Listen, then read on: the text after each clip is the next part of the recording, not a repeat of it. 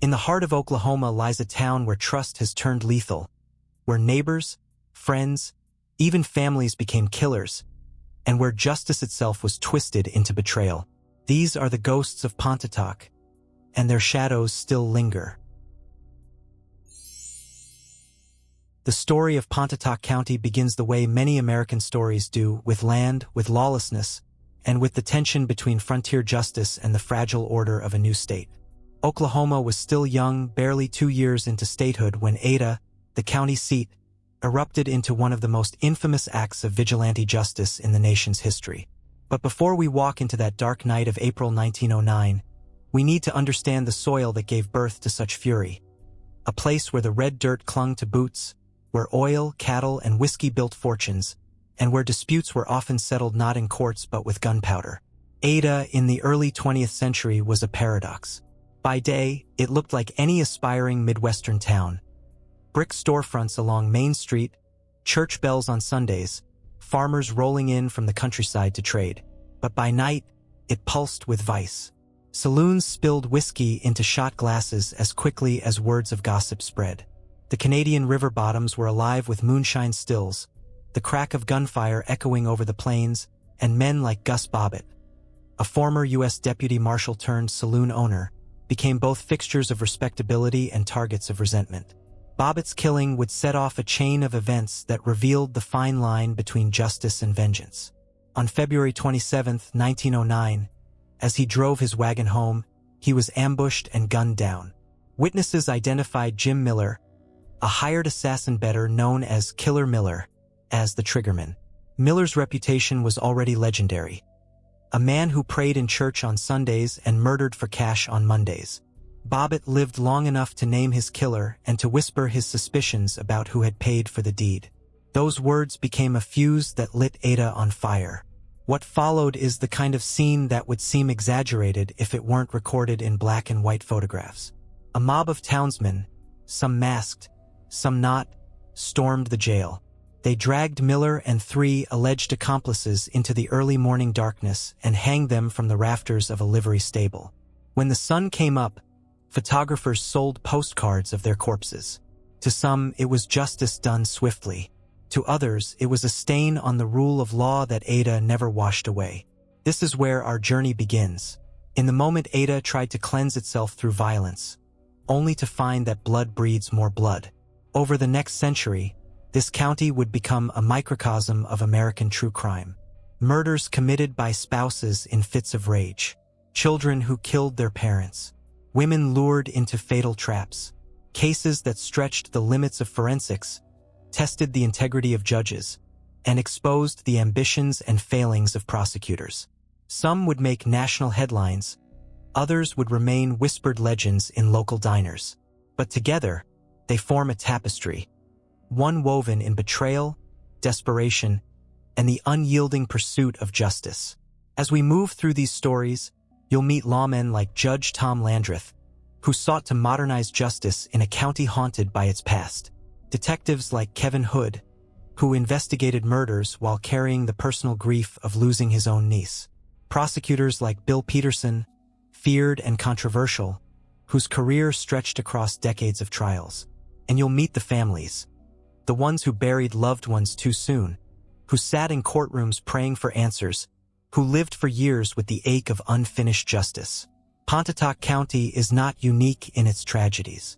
What makes it compelling is the way its stories mirror the larger American struggle with crime, punishment, and redemption.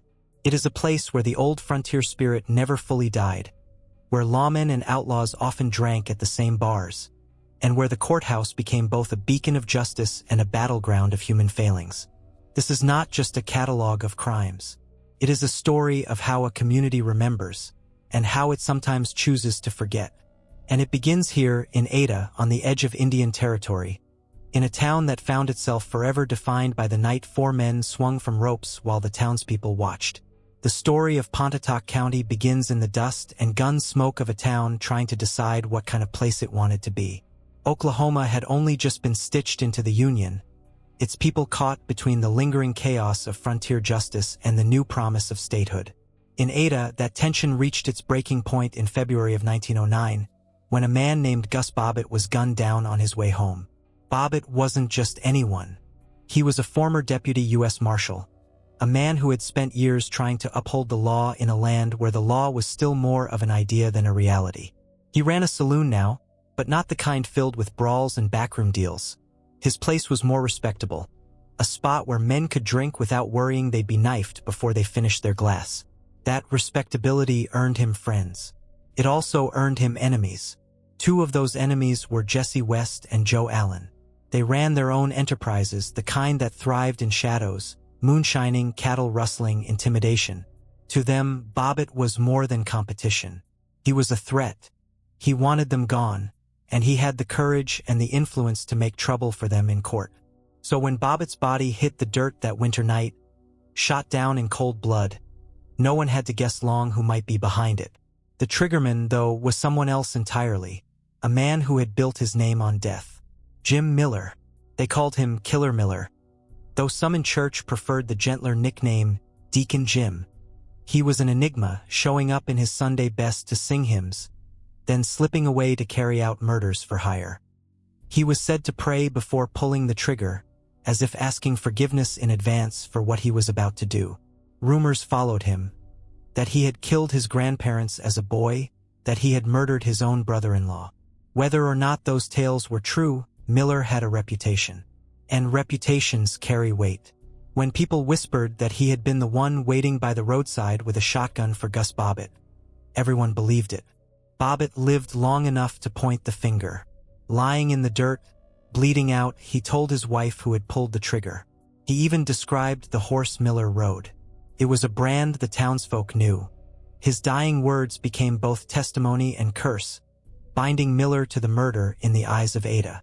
But in 1909, testimony wasn't always enough. Too many killers walked free because of clever lawyers, bought-off jurors, or sheer fear. And in Ada, the people weren't willing to let that happen this time. The arrests came quickly. Miller, West, Allen, and a man named Barry Burrell, accused of helping orchestrate the killing. They were thrown into the local jail to await trial. And that's when Ada faced a choice. Would the town trust the courts, or would it deliver justice itself? The choice was made before dawn on April 19, 1909. The mob gathered silently. Dozens of men, maybe more. Some wore masks, others didn't bother. They cut the town's phone lines and power, plunging Ada into darkness. Guards at the jail were tied up or knocked unconscious. For cells opened, for men dragged out into the night. Burrell begged. West and Allen cursed. Miller stood tall, calm as ever. They were marched not to the courthouse, but to a livery stable by the railroad tracks. Ropes had already been strung from the rafters. The mob knew exactly what it was doing. This was no drunken riot. This was a planned execution. One by one, the nooses went around necks. Miller asked only that his diamond ring and pin be sent to his wife. Then he stepped off the box himself, saying, "Let her rip." When the sun came up, the bodies still dangled. A local photographer sold images as postcards. The law eventually cut them down, but not before Ada had seared its name into the annals of frontier violence. No one was ever charged for the hangings. Governor Haskell convened a grand jury, but silence was stronger than truth. No man in Ada would speak against his neighbor, not when most believed the mob had done what the courts might fail to do. The town called it justice. The rest of the country called it lynching. This was Ada's beginning in the American imagination. A place where lawmen and outlaws often looked too much alike, where the courthouse was a stage for ambition and vengeance, and where ordinary citizens decided they couldn't wait for verdicts. But what does a beginning like that do to a town's soul? That question hung over Pontotoc County for the next century. Every trial, every murder, every whispered rumor in diners and church pews carried the weight of 1909. Once you've seen justice taken into your own hands, can you ever fully trust the law again? That's the shadow that still lingered decades later when other crimes shook Ada. Domestic killings that tore families apart, children who murdered their parents, teenagers swallowed by violence, and cases where the guilty walked free while the innocent sat behind bars. And that is where our story widens. From the hangings of Ada into a tapestry of lives, crimes, and legacies that define this place. The morning after the hangings in Ada, the town was quiet, almost eerily so. The streets, usually alive with wagons rattling toward Main Street, carried the weight of what had just happened. Some men walked with pride in their step, convinced they had done right by their community. Others avoided eye contact, aware that history was being written in blood and rope. At the livery barn, the bodies still hung, swaying slightly in the early breeze. Children on their way to school passed by. A photographer named N.B. Stahl arrived with his camera and set up his tripod. He captured the image that would forever define Ada's past. For men, lifeless, dangling in a row. Within days, the photo was printed on postcards, sold and mailed like souvenirs.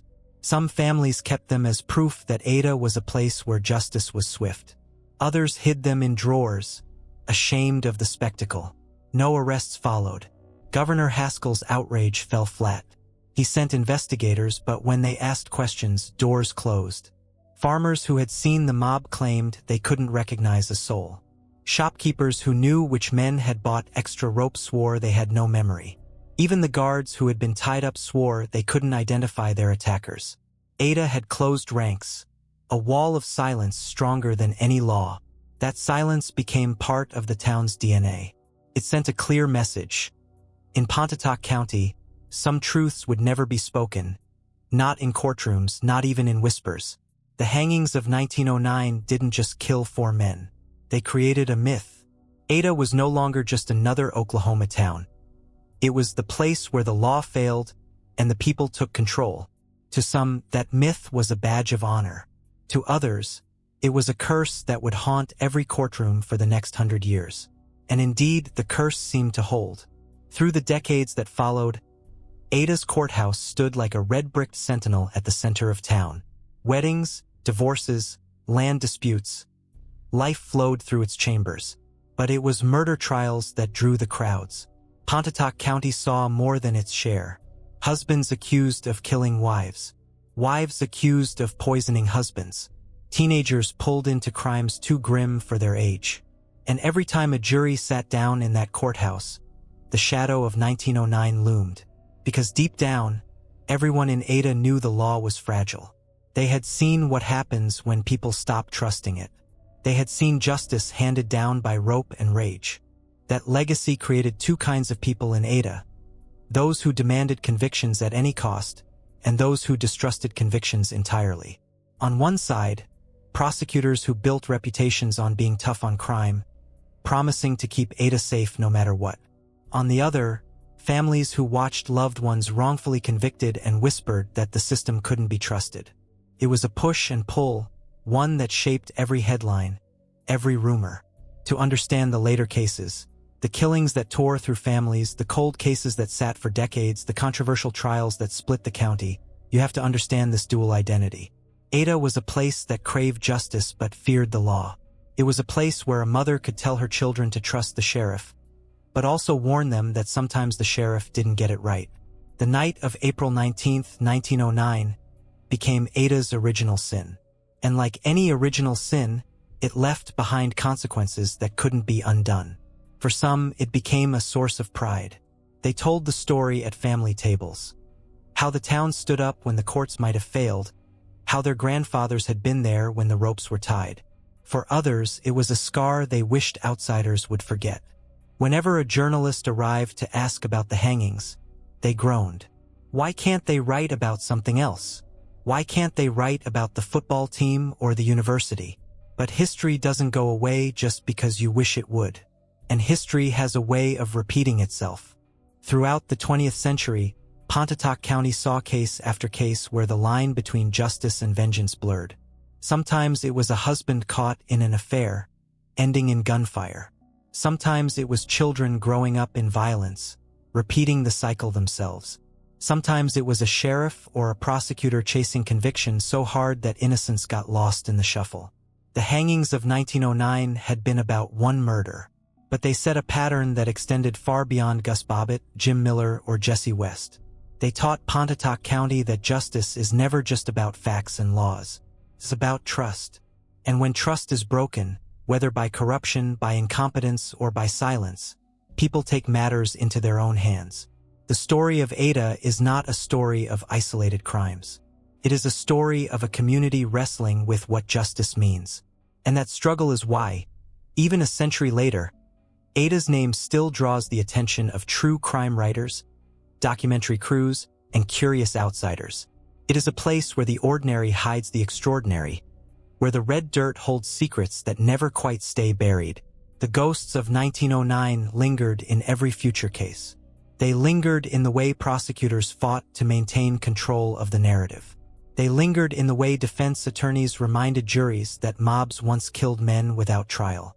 They lingered in the way families grieved in silence, unsure if telling the whole truth would even matter. And they linger still.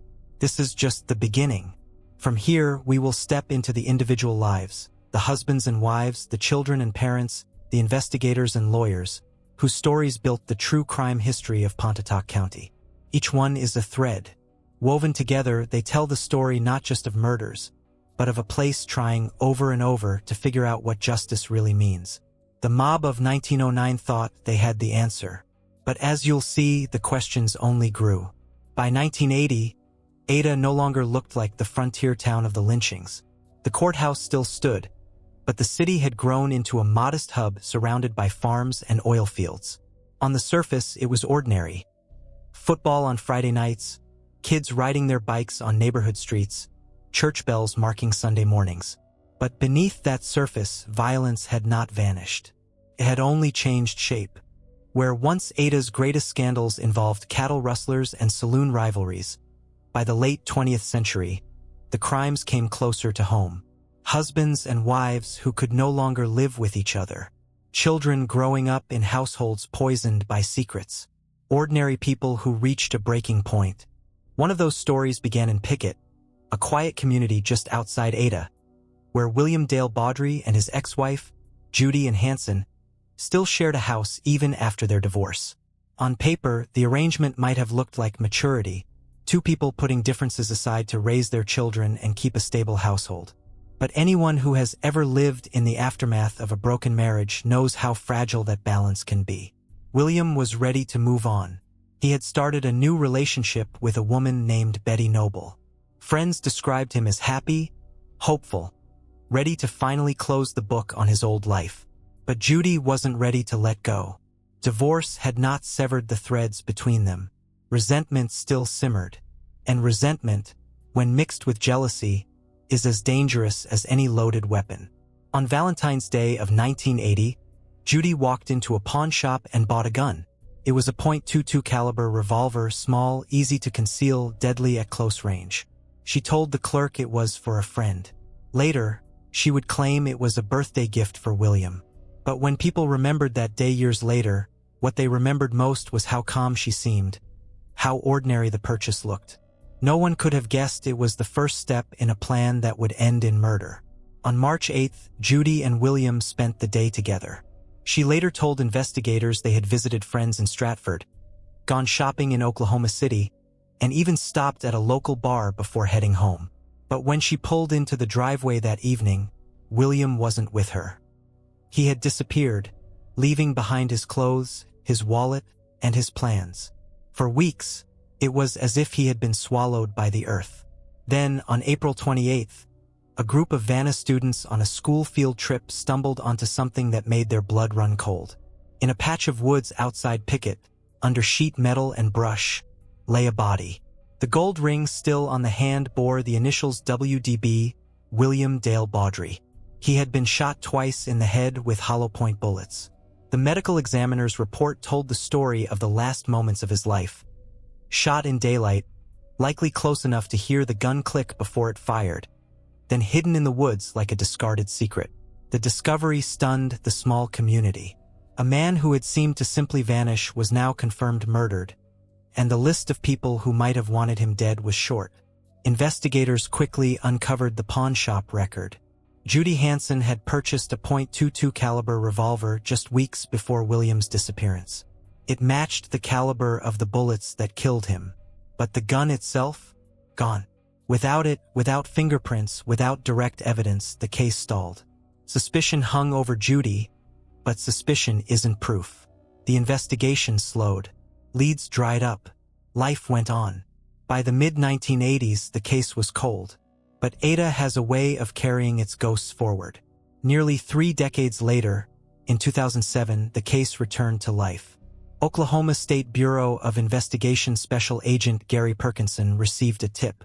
A man named David Vaught, once married to Judy's sister, had something to say. He told investigators about a phone call he had received in March of 1980. Judy had confessed, he said. She told him she had killed William. She even asked for his help moving the body. It wasn't just a vague memory. Vaught remembered details, where the body had been left, how Judy had thrown the gun off a bridge, how she had admitted luring William into the woods with the promise of intimacy before shooting him in the back of the head. These weren't things an outsider could have guessed. They matched the crime scene. For Perkinson, it was the break the case needed. But it wasn't enough to have a man's word. He needed Judy herself to slip.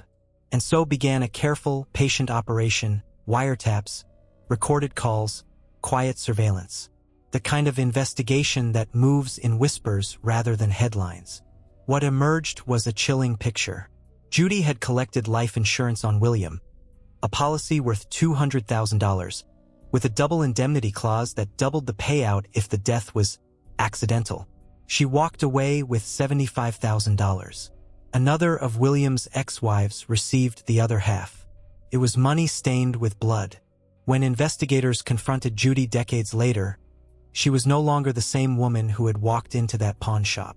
She had remarried, raised children, become a familiar face in Ada, the kind of woman who played Mrs. Claus at Christmas, who organized charity events, who people waved to at the grocery store. That's the kind of transformation small towns specialize in. People reinventing themselves while their past lies buried just under the surface. But the past always has a way of clawing back. By 2009, the case was ready. Wiretaps and testimony from her own family tied Judy to the murder. She was arrested and walked herself into the courthouse, finally facing justice for what had happened nearly 30 years before. For Ada, the case was another reminder of what it had always known. Murder doesn't have to come from strangers or hired guns. Sometimes it happens in your own home, in the kitchen where you once shared breakfast, in the bed where you once whispered promises. The arrest of Judy and Hansen in 2009 was like a stone dropped into still water. The ripples spread wide. For nearly 3 decades, she had lived as though the past were buried for good. She had remarried, worked at a local radio station, volunteered at community events. People remembered her in a Mrs. Claus costume, handing out candy to children at the hospital. To them, she was a cheerful, respectable woman. To investigators, she was a murderer who had evaded justice longer than anyone thought possible. What stunned the community wasn't just the accusation itself, but the realization that the woman they thought they knew could carry such a secret. Ada is a small town, the kind where everyone eventually crosses paths. To think that you chatted with a woman at the grocery store who was suspected of luring her ex-husband into the woods and executing him shook the community's sense of safety. It made people wonder how many other neighbors were hiding stories no one knew. The trial unfolded with a mix of old evidence and new testimony. The pawn shop records were still there, proving Judy had purchased the revolver just before William disappeared. Phone records confirmed the unusual number of calls she had made that day, matching what David Vaught remembered. Wiretaps caught her speaking cautiously but nervously, her tone betraying more than her words. Vaught's testimony was the centerpiece. He told the jury how Judy had confessed on the phone in 1980, how she begged him to drive from Idaho to Oklahoma to help move William's body to Wyoming. He refused, but the memory never left him. Decades later, it was as vivid as the day it happened. Skeptics wondered, could someone really remember so clearly after 27 years? But the details aligned too perfectly with the evidence for prosecutors to ignore. Judy's defense leaned heavily on doubt. They argued that memory fades, that people misremember, that a bitter ex-in-law might have his own reasons to twist the truth. They painted Judy as a woman unfairly demonized, a target for lawmen desperate to solve an old case. They reminded jurors that no gun was ever recovered, no fingerprints tied her directly, no eyewitness placed her at the scene. But the weight of circumstance was heavy. The gun purchase, the insurance policy, the sudden disappearance, the confessions relayed by multiple family members. It all pointed in one direction. For investigators like Special Agent Gary Perkinson, the case represented more than just the solving of a homicide. It was proof that time doesn't erase guilt, that even cold cases can be warmed again by persistence. In his mind, it also showed how communities often bury uncomfortable truths. Not just the killer herself, but those around her who had heard pieces of the story, suspected something, and never pushed harder to bring it to light. That theme of silence and complicity ran deep in Pontotoc County's history. It echoed the silence of 1909, when no one admitted to knowing who had stormed the jail. It echoed the whispered rumors in later cases, where family secrets festered until they exploded into violence. Ada had always been a place where the truth was hard to pry loose. Judy's case was one more proof of that. And yet, there was also resilience. Families of victims who waited decades for justice, investigators who refused to let a file gather dust, ordinary citizens who finally came forward with what they knew. The battle between silence and truth was constant in Pontotoc County. Sometimes silence won. Sometimes, as in the case of William Dale Baudry, the truth clawed its way to the surface. When the verdict finally came down, it was more than just a judgment on Judy Hansen. It was a statement about Ada itself, about whether the community was willing to confront its own darkness, to acknowledge that sometimes evil wears a familiar face, sometimes even a friendly one. After the trial, people who had known Judy for years described feeling betrayed. "I trusted her," one acquaintance said. "She was always so nice. I never thought she could do something like that." Others admitted they weren't surprised. They remembered her bitterness after the divorce, the sharp way she spoke about William. In small towns, people notice things, they just don't always connect them until it's too late. For Ada, the case of Judy Hansen was both a lesson and a warning. It showed how violence in Pontotoc County was no longer just the work of outlaws or hired killers, but something woven into domestic life, behind closed doors, in marriages that soured and families that fractured. It also showed how long justice could take, and how fragile it could be. As reporters covered the story, they often framed it as part of Ada's larger history, linking it back to the hangings of 1909, the Haraway and Carter cases, and the long list of violent deaths that had scarred the county. One journalist put it bluntly, "In Ada, you never really escape your past. It always comes back." Judy's conviction closed a chapter, but it didn't erase the years William's family spent without answers. His daughter, grown by the time the trial ended, had lived nearly her whole life with her father's murder unsolved. Closure, if it can ever be found in cases like this, came too late for her childhood. And that's one of the cruelest truths about true crime. Justice, when delayed, is never whole. It may bring accountability, it may bring relief, but it cannot give back the lost years, the empty chairs at the table, the birthdays missed. Judy Hansen's story is only one of many in Pontotoc County, one of many where love curdled into hate, where silence covered the truth, where the courthouse once again tried to balance justice with uncertainty. But it is also where we see the shift from Ada's frontier past to its modern identity. No longer a town defined only by mob hangings and outlaw shootouts, it became a place where violence wore the face of neighbors, co-workers, even family members. Pontotoc County's crimes had entered the modern age. And as we move forward, we will see just how deeply that age tested the community. In cases of children who turned violent, in scandals that reached into the courthouse itself, in investigations where the line between truth and fabrication blurred until no one was sure what was real. The ghosts of the Old West lingered, yes, but the crimes of the present were even harder to confront, because they weren't committed by strangers. They were committed by people you knew. The story of Charles Lovin Jr. begins not in the shadowy corners of Ada's taverns or backroads, but in the quiet of a family home. On the surface, the Lovins were ordinary Oklahomans, living the kind of modest life you could find in any neighborhood in Pontotoc County. But beneath that surface lay currents of tension, resentment, and mental instability that no one fully grasped until it was too late. Parricide, the killing of one's own parents, is a crime so rare and shocking that even seasoned investigators often struggle to explain it. In small-town Oklahoma, It was almost unthinkable. Parents raised children with the expectation of sacrifice and, in return, loyalty. For a child to break that bond so violently strikes at the very core of community life. And in 1990's Pontotoc County, that is exactly what happened. Charles Lovin Jr. was barely more than a teenager when whispers began about his volatile nature. Teachers remembered him as quiet, sometimes withdrawn, other times brooding. Classmates recalled someone who didn't quite fit, who drifted between groups without ever truly belonging. At home, his behavior created more concern. He clashed with his parents, sometimes with words, sometimes with actions that hinted at deeper troubles. The Lovin family tried, like so many do, to keep those struggles private.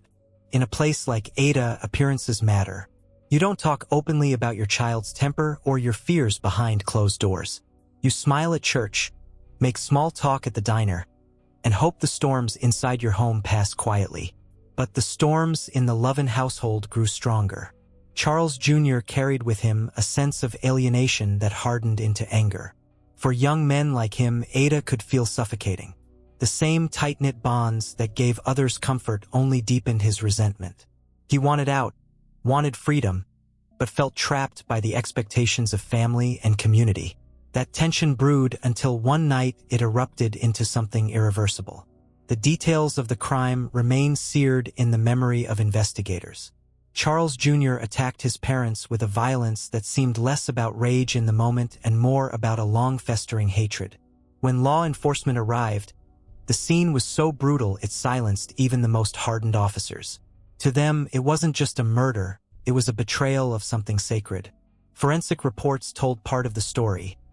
The parents caught off guard, the suddenness of the attack, the cold deliberation afterward. But the question that haunted everyone wasn't how the crime was committed. It was why. Why would a child, still on the edge of adulthood, turn on the very people who raised him? The trial that followed became a spectacle, not because of legal drama, but because of the sheer disbelief in the community. People who had known the Lovins sat in the courtroom, shaking their heads, unable to reconcile the young man before them with the horror of the crime. Reporters described the expressions on jurors' faces as they listened. Horror, confusion, pity. Charles Jr.'s defense leaned heavily on his mental state. Psychologists testified about instability, possible disorders, the difficulty of adolescence compounded by internal turmoil. Prosecutors, however, emphasized choice. Whatever his struggles, they argued, he had made the decision to end two lives that had given him everything. The jury agreed. The conviction brought a measure of closure, but not comfort. Families in Ada looked at their own children differently afterward. Parents asked themselves questions late at night that they never would have dared to before. Could it happen in my home? Could the child I raised, the child I love, one day turn on me? The crime of Charles Lovin Jr. wasn't just about the violence of one night. It was about the shattering of trust. It was about the fragility of family bonds, about how quickly love can turn into resentment, and about the difficulty of seeing danger when it wears the face of someone you've known since birth. For law enforcement, the case was also a reminder of how unpredictable violence can be. Detectives often expect danger from strangers, from drifters, from men like Killer Miller in 1909. But in the Lovin case, danger came from within the family, from someone who ate at the same table and slept under the same roof. That realization left a lasting mark on Ada's collective memory. Parricide cases are often studied by criminologists because they sit at the intersection of psychology, family dynamics, and social pressure. In the years after the Lovin murders, scholars pointed to the case as an example of how untreated mental health struggles, combined with a sense of entrapment, can explode into unimaginable violence. But those academic explanations did little to ease the grief of Pontotoc County. When the verdict was read, and Charles Lovin Jr. was sentenced, the weight of the crime didn't leave the courtroom. It spread outward, lingering in living rooms and school hallways, in church pews and late-night conversations. Parents told their children to talk about their feelings, to never let anger fester. But deep down, the lesson everyone took was simpler and darker. Sometimes you can never truly know what someone is capable of. Not even your own child. When the gavel came down on the trial of Charles Lovin Jr., the courtroom exhaled in a mixture of relief and disbelief. The jury had done its work, the law had spoken, and a young man who had destroyed his own family was now condemned to spend the rest of his life inside prison walls. But the questions left behind were heavier than the sentence itself. In Ada, people don't easily forget. This was not just another case on the docket. It was a wound that cut into the very idea of what family meant. For weeks after the conviction, conversations at coffee shops and after Sunday services returned to the same themes. How could this happen? Could we have seen it coming? What does it mean for our own families? Neighbors of the Lovins spoke about how normal the family had seemed from the outside. They weren't wealthy, but they weren't destitute. They weren't known for causing trouble. If anything, they were the kind of family people rarely noticed, which made the crime even harder to reconcile. In a town where gossip was practically a currency, no one had predicted that their name would end up in the headlines. Psychologists who studied parricide later pointed out that cases like Charles Jr.'s are rarely about a single moment. They're the result of years of tension, of unresolved conflict, of mental health problems left untreated. Often, the child feels trapped, powerless, and desperate for control. In some cases, abuse is part of the picture. In others, it is more about perception, a belief, whether true or not, that the parents are the source of their misery. For Charles Jr., the details painted a picture of a young man who saw no way out except through violence. But even with psychological explanations, the community struggled to accept the reality. The very word parricide felt alien in Ada, like something that belonged in a distant crime novel, not in their backyard. Families that had lived in the county for generations began locking their doors a little earlier at night. Parents watched their children more closely, alert for signs of resentment or withdrawal. Teachers whispered to each other about troubled students, wondering if they might one day be another Charles Lovin Jr. Law enforcement, too, was shaken. Detectives accustomed to dealing with domestic disputes, bar fights, and the occasional robbery found themselves in territory that felt almost uncharted. It wasn't just a question of solving a crime, it was a question of how to protect the community from dangers that came from within. As one officer put it, how do you patrol against what happens inside a family's living room? The answer, of course, is that you can't.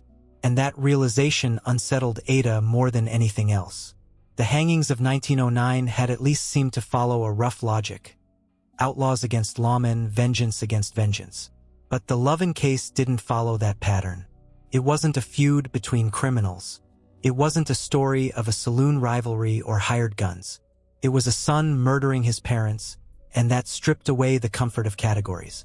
The trial also raised questions about the county's handling of mental health. In the decades leading up to the Lovin case, rural Oklahoma had limited resources for psychiatric care. Stigma kept many families from seeking help even when they knew something was wrong. And when troubled young men lashed out, the criminal justice system was often the only response available. In the years after the Lovin murders, advocates would point to the case as an example of why investment in mental health services was desperately needed in communities like Ada. But at the time, the focus was narrower. The community wanted accountability, and the trial provided it. What it could not provide was understanding. The legacy of the case extended beyond the courtroom. For years afterward, whenever another shocking crime shook Pontotoc County, people would mention Charles Jr.'s name. It became a kind of shorthand, a reminder that even the most unthinkable crimes could happen here. And in a place already haunted by its history of vigilante justice and wrongful convictions, that reminder was heavy. For the families who knew the Lovins personally, the grief never truly ended. They lost not only the victims, but also the young man who took their lives. One relative described it as a double death, burying the parents and burying the son in a prison cell. Holidays and reunions carried the absence like a shadow, conversations skirting around the tragedy, but never escaping it. What the Lovin case revealed, more than anything, was how fragile the line between ordinary life and extraordinary violence can be. In Pontotoc County, that line had been crossed many times.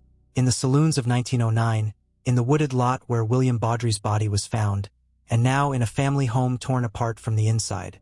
Each time, the community tried to move forward, But each time, the scars deepened. By the end of the 20th century, Ada's reputation as a place of unspeakable crimes was firmly established. The Lovin case was not the most publicized, nor the most legally complex, but it was one of the most emotionally devastating. It forced the community to confront the possibility that evil wasn't always an outsider. Sometimes it grew up in your own house, slept down the hall, and bore your own last name. For true crime historians, the Lovin murders stand as a case study in parricide and its ripple effects. For Ada, they stand as a reminder that no crime is too rare, no horror too distant. If it could happen here once, it could happen again. And in the decades that followed, Ada would see other crimes just as haunting. Mothers who killed their children, young women lured into deadly traps, neighbors whose secrets tore entire families apart. Each case would add another chapter to Pontotoc County's grim ledger. But before we get to those stories, the next crime in our journey brings us to another kind of betrayal. One not between parents and child, but between mother and daughter, a tragedy that unfolded under the same Oklahoma sky and left the county reeling once more. In Pontotoc County, the role of the mother has always held a sacred weight.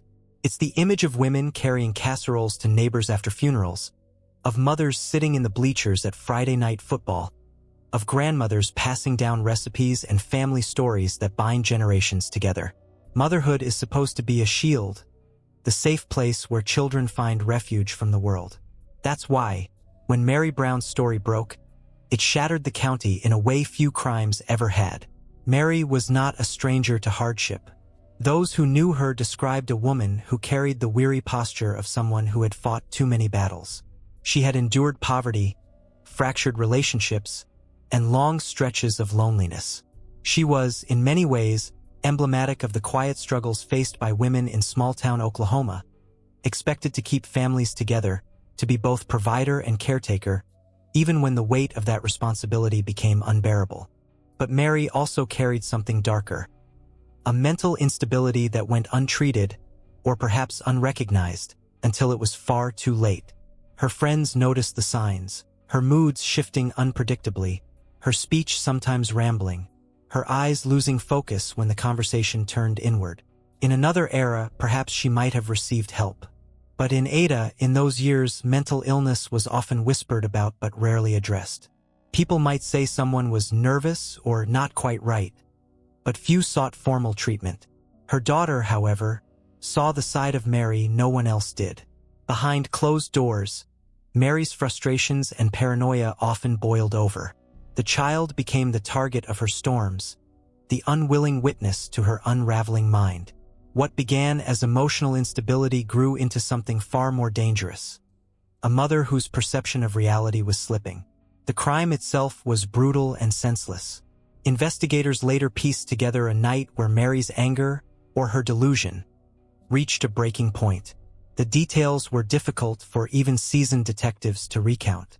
A child's life was taken, not by a stranger or an intruder, but by the very person entrusted with her safety.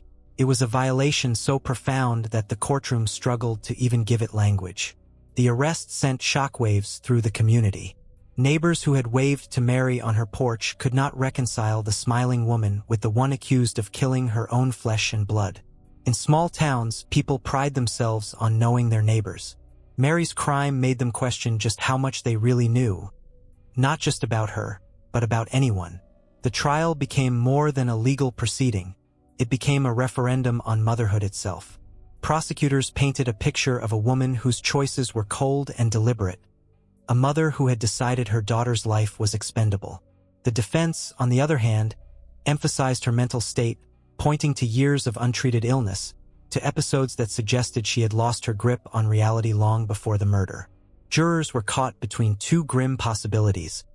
Was Mary a calculating killer, or was she a broken woman, lost in the labyrinth of her own mind?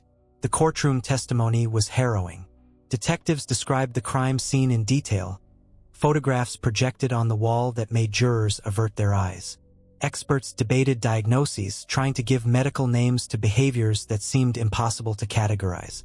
Family members spoke through tears, struggling to understand how love could twist into violence. When the verdict was delivered, It landed like a hammer not just on Mary, but on the entire county. Guilty. The community had demanded accountability, and the law delivered it. But there was no satisfaction in the outcome. No verdict could undo the fact that a child was gone. Her life ended at the hands of the person who should have protected her above all else. Mary Brown's case carved deep scars in Ada.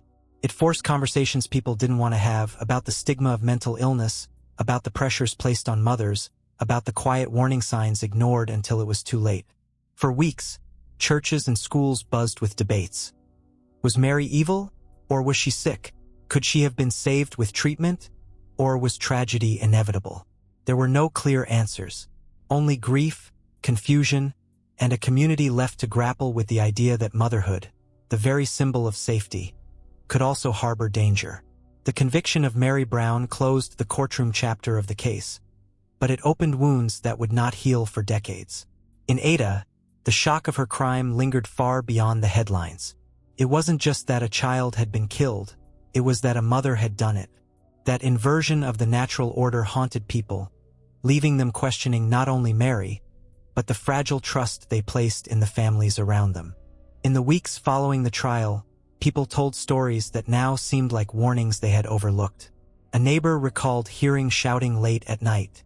A coworker remembered Mary missing shifts, arriving disheveled and distracted.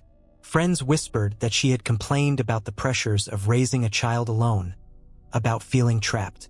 At the time, these things felt like ordinary struggles. Only in hindsight did they look like cracks in the dam. Psychologists who studied the case placed it within the troubling framework of filicide, a crime where parents, often mothers, kill their own children. The motives vary: revenge against a spouse, mercy in the face of poverty or illness, or, as many believed in Mary's case, the collapse of mental health under unbearable pressure. But no explanation could soften the reality. A young life had been taken, and nothing would ever justify it. The tragedy also highlighted the gaps in Pontotoc County's social safety net. In rural Oklahoma, mental health resources were scarce. Counseling was expensive, treatment facilities were few, and stigma kept many from seeking help even when it was desperately needed. Mary had shown signs of instability, but there had been no intervention, no net to catch her before she reached the breaking point. The county's systems failed her daughter long before the crime was committed. In court, prosecutors argued that Mary knew exactly what she was doing, that her actions were intentional and cruel. But the defense painted another picture: a woman consumed by delusions, incapable of seeing the reality of her choices. The truth, as is so often the case, probably lay in the painful space between. For Ada's families, the Mary Brown case became a whispered cautionary tale. Parents told their children that not everyone who smiles on Sunday morning is safe. Teachers kept sharper eyes on students who came to school tired or withdrawn, knowing they might be carrying burdens too heavy for their age. Churches offered sermons on compassion and vigilance, trying to balance judgment with mercy. But beneath those efforts was a deeper unease. If Mary could do this, could anyone? That was the question that stuck. Because Mary hadn't been an outsider, a drifter, or a known criminal. She had been a mother, a neighbor, a woman people saw at the grocery store. Her crime didn't just break a family. It cracked the illusion that Ada's dangers came only from beyond the front door. Sometimes they came from within. The echoes of Mary Brown's case rippled through later trials in Pontotoc County. Prosecutors would reference it when arguing for harsher sentences, pointing out that even those closest to us can be threats. Defense attorneys would reference it when arguing mental illness, insisting that compassion had to factor into justice. The case became part of the county's legal DNA, cited not just in courtrooms but in conversations about crime, punishment, and mercy. For William Baudry's murder in 1980, people had wondered how a wife could kill her husband. For the Lovin case, they had wondered how a son could kill his parents. Now, with Mary Brown, they were forced to confront the darkest question of all. How could a mother kill her child? There is no easy answer, and perhaps that's why the case still lingers in Ada's memory. Some crimes you can categorize, you can rationalize. You can say he killed for money, or she killed out of jealousy. But when it comes to crimes within families, explanations feel hollow. The Mary Brown case was one such crime. A reminder that sometimes, the greatest danger lies not in outlaws or strangers, but in the collapse of the human mind under the pressures of everyday life. In the years since, Pontotoc County has seen other tragedies, each unique but all tied together by a common thread: the betrayal of trust. Again and again, the people of Ada would be forced to face the same truth, that the red dirt beneath their feet holds not just stories of resilience and community, but also secrets too heavy for silence to contain. And so, with the Mary Brown case, another piece of Pontotoc County's grim mosaic fell into place.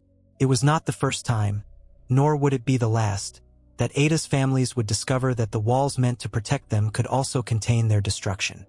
By the mid-1980s, Pontotoc County had already earned a reputation for its haunting crimes.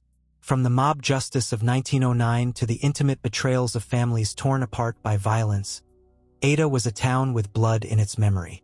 But not all of its tragedies were measured in lives lost. Some were measured in the scars carried by survivors, and in the failures of a justice system struggling to keep pace with the truth. That tension came into sharp focus in the case of Calvin Lee Scott, a man accused of one of the most devastating crimes imaginable: the abduction and sexual assault of a young woman. The case began in 1983, when a woman reported being attacked after leaving a local bar. Her account was harrowing. She had been forced into a car, beaten, and raped by a man she could barely see in the darkness. The details of her assault were enough to shake Ada, where violent crime was supposed to happen elsewhere, in cities like Oklahoma City or Tulsa, not in their own backyards. Within days, police arrested Calvin Lee Scott, a young black man who had lived in Ada most of his life. Scott had a prior record, which made him an easy target in the eyes of investigators. His build matched the victim's description, and officers claimed there were witnesses who placed him near the scene that night. The community, still raw from other violent cases, wanted swift justice. For prosecutors, the case seemed straightforward. But from the very beginning, cracks appeared. Scott insisted he was innocent, that he had been misidentified. His alibi placed him elsewhere, though it was not airtight. The victim herself had struggled in identifying her attacker. Her first description did not perfectly match Scott, and the photo lineup she was shown was later criticized for being suggestive, steering her toward him. Yet in 1984, with jurors staring at a frightened young woman pointing at the defendant and saying, "That's him," the outcome was almost inevitable. Scott was convicted and sentenced to 20 years in prison. For many in Ada, the case faded into the background of the county's long docket of crimes. But for Calvin, it was the beginning of a nightmare. He insisted on his innocence at every opportunity, filing appeal after appeal. He wrote letters from prison, begging anyone to look closer at the evidence. His family stood by him, arguing that the system had been stacked against him from the start. And then, decades later, the tide began to turn. In the early 2000s, a wave of DNA testing began to reshape the landscape of American justice. Old cases were being reopened, old evidence retested, and men who had been branded rapists and murderers were suddenly walking free.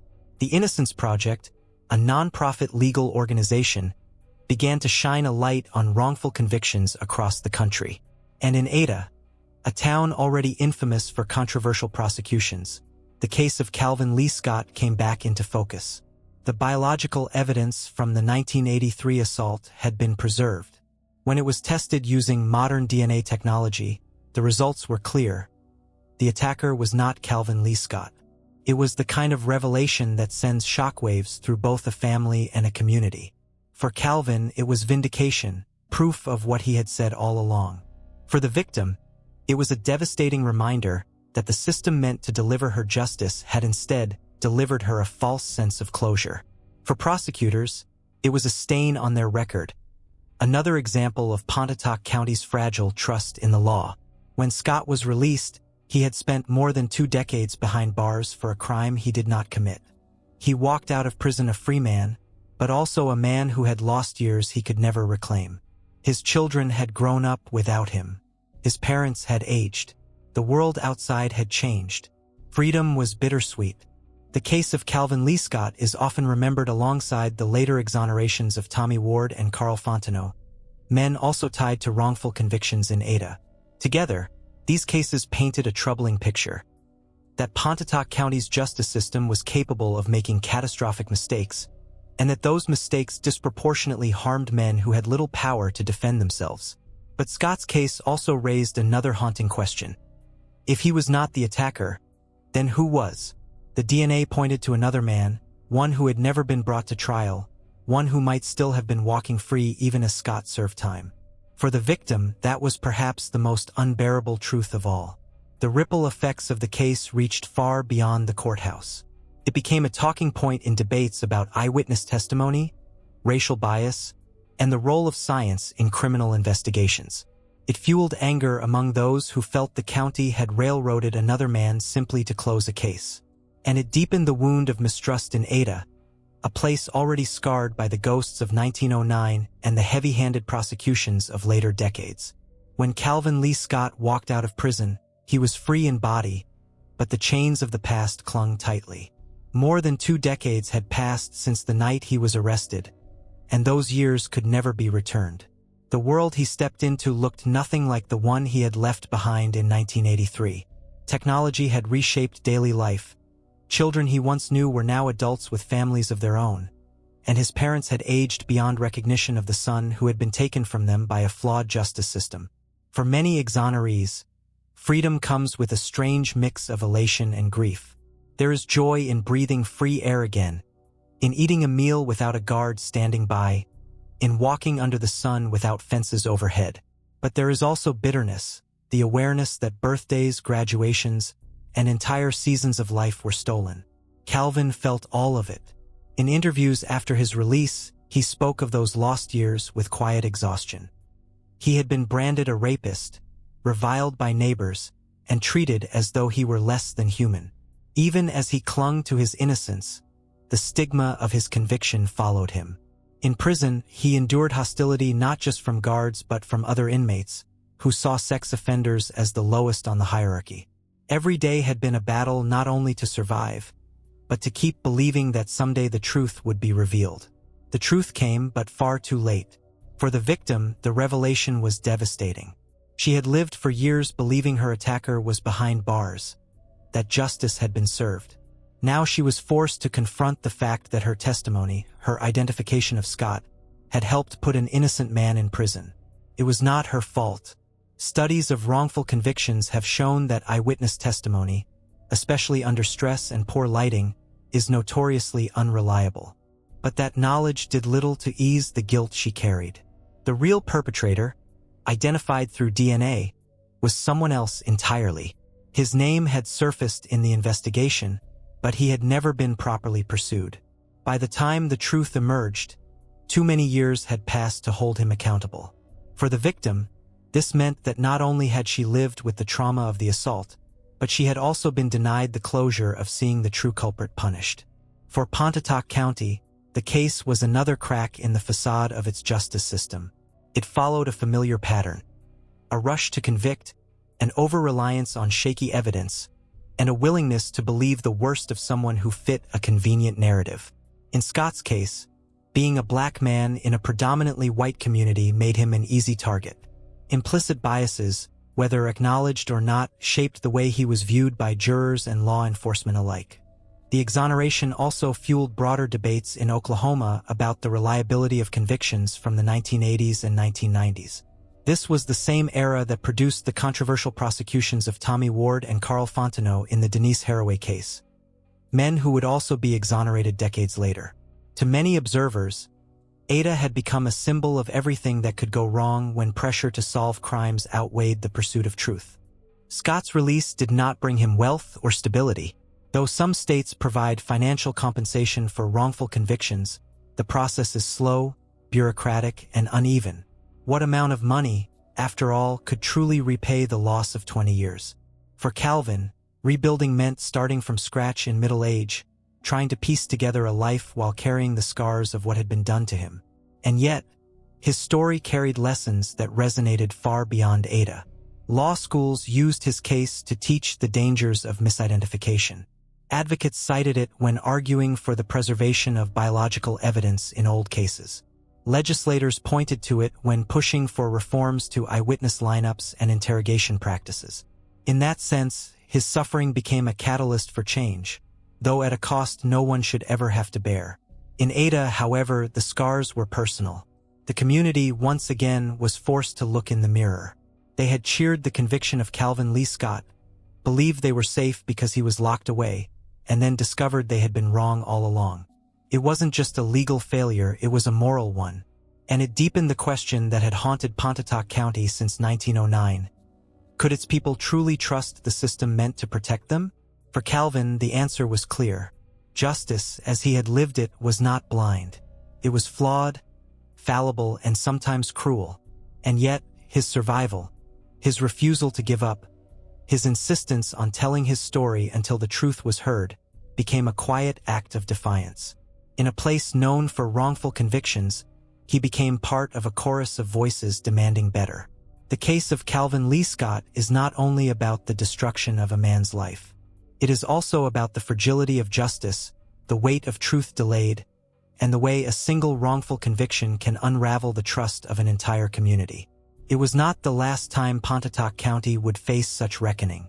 Other men, other cases, would soon rise to the surface, each one exposing the dangerous intersection of human error, prosecutorial ambition, and the desperate hunger for closure in a town that could not escape its past.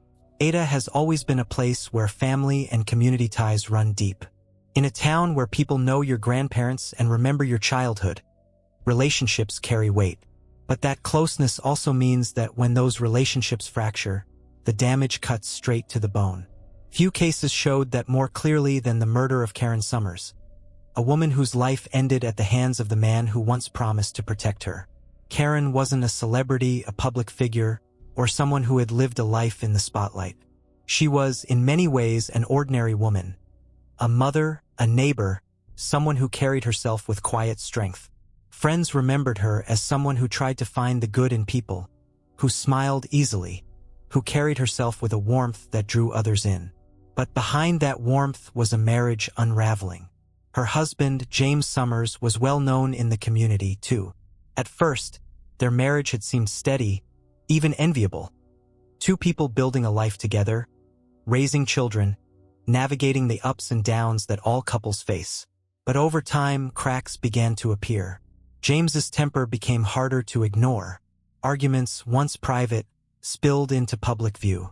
Friends whispered about Karen's bruises, about the way her laughter grew quieter over the years.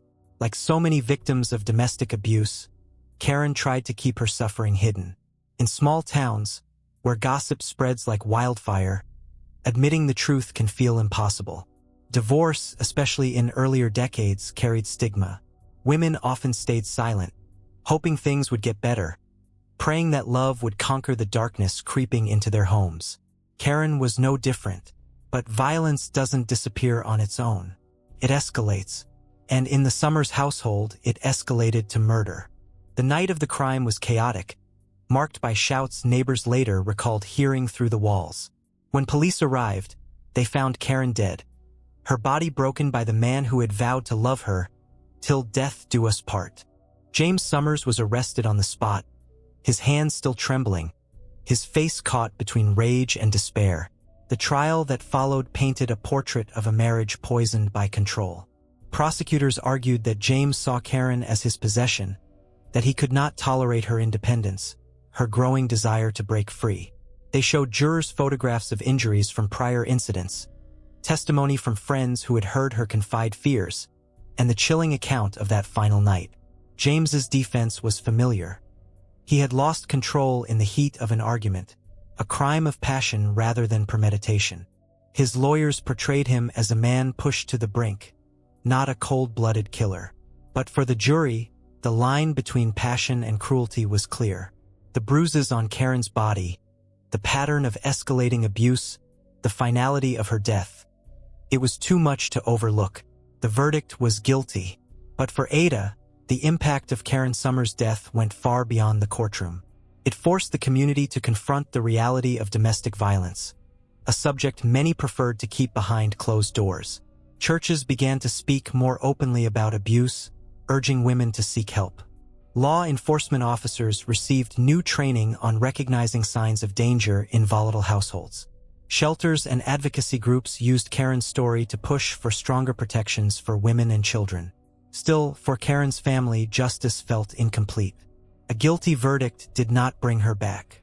Her children grew up without their mother, carrying scars no jury could erase. Her friends mourned the loss of a woman who had given so much to others and received violence in return. In the broader tapestry of Pontotoc County's crimes, Karen Summers' case was one more reminder of a recurring theme: the betrayal of trust within families. Just as Charles Lovin Jr. had turned against his parents, and Mary Brown had turned against her child, James Summers had turned against his wife. In each case, the violence was not the act of strangers but of those closest to the victims. The story also underscored another truth: justice is not just about trials and verdicts. It is about whether a community learns from tragedy. In Ada, Karen Summers' death sparked conversations that had long been avoided. But whether those conversations truly changed the culture of silence around domestic abuse remained an open question. The trial of James Summers ended with a guilty verdict, but for those who loved Karen, it did little to fill the void her death had left behind.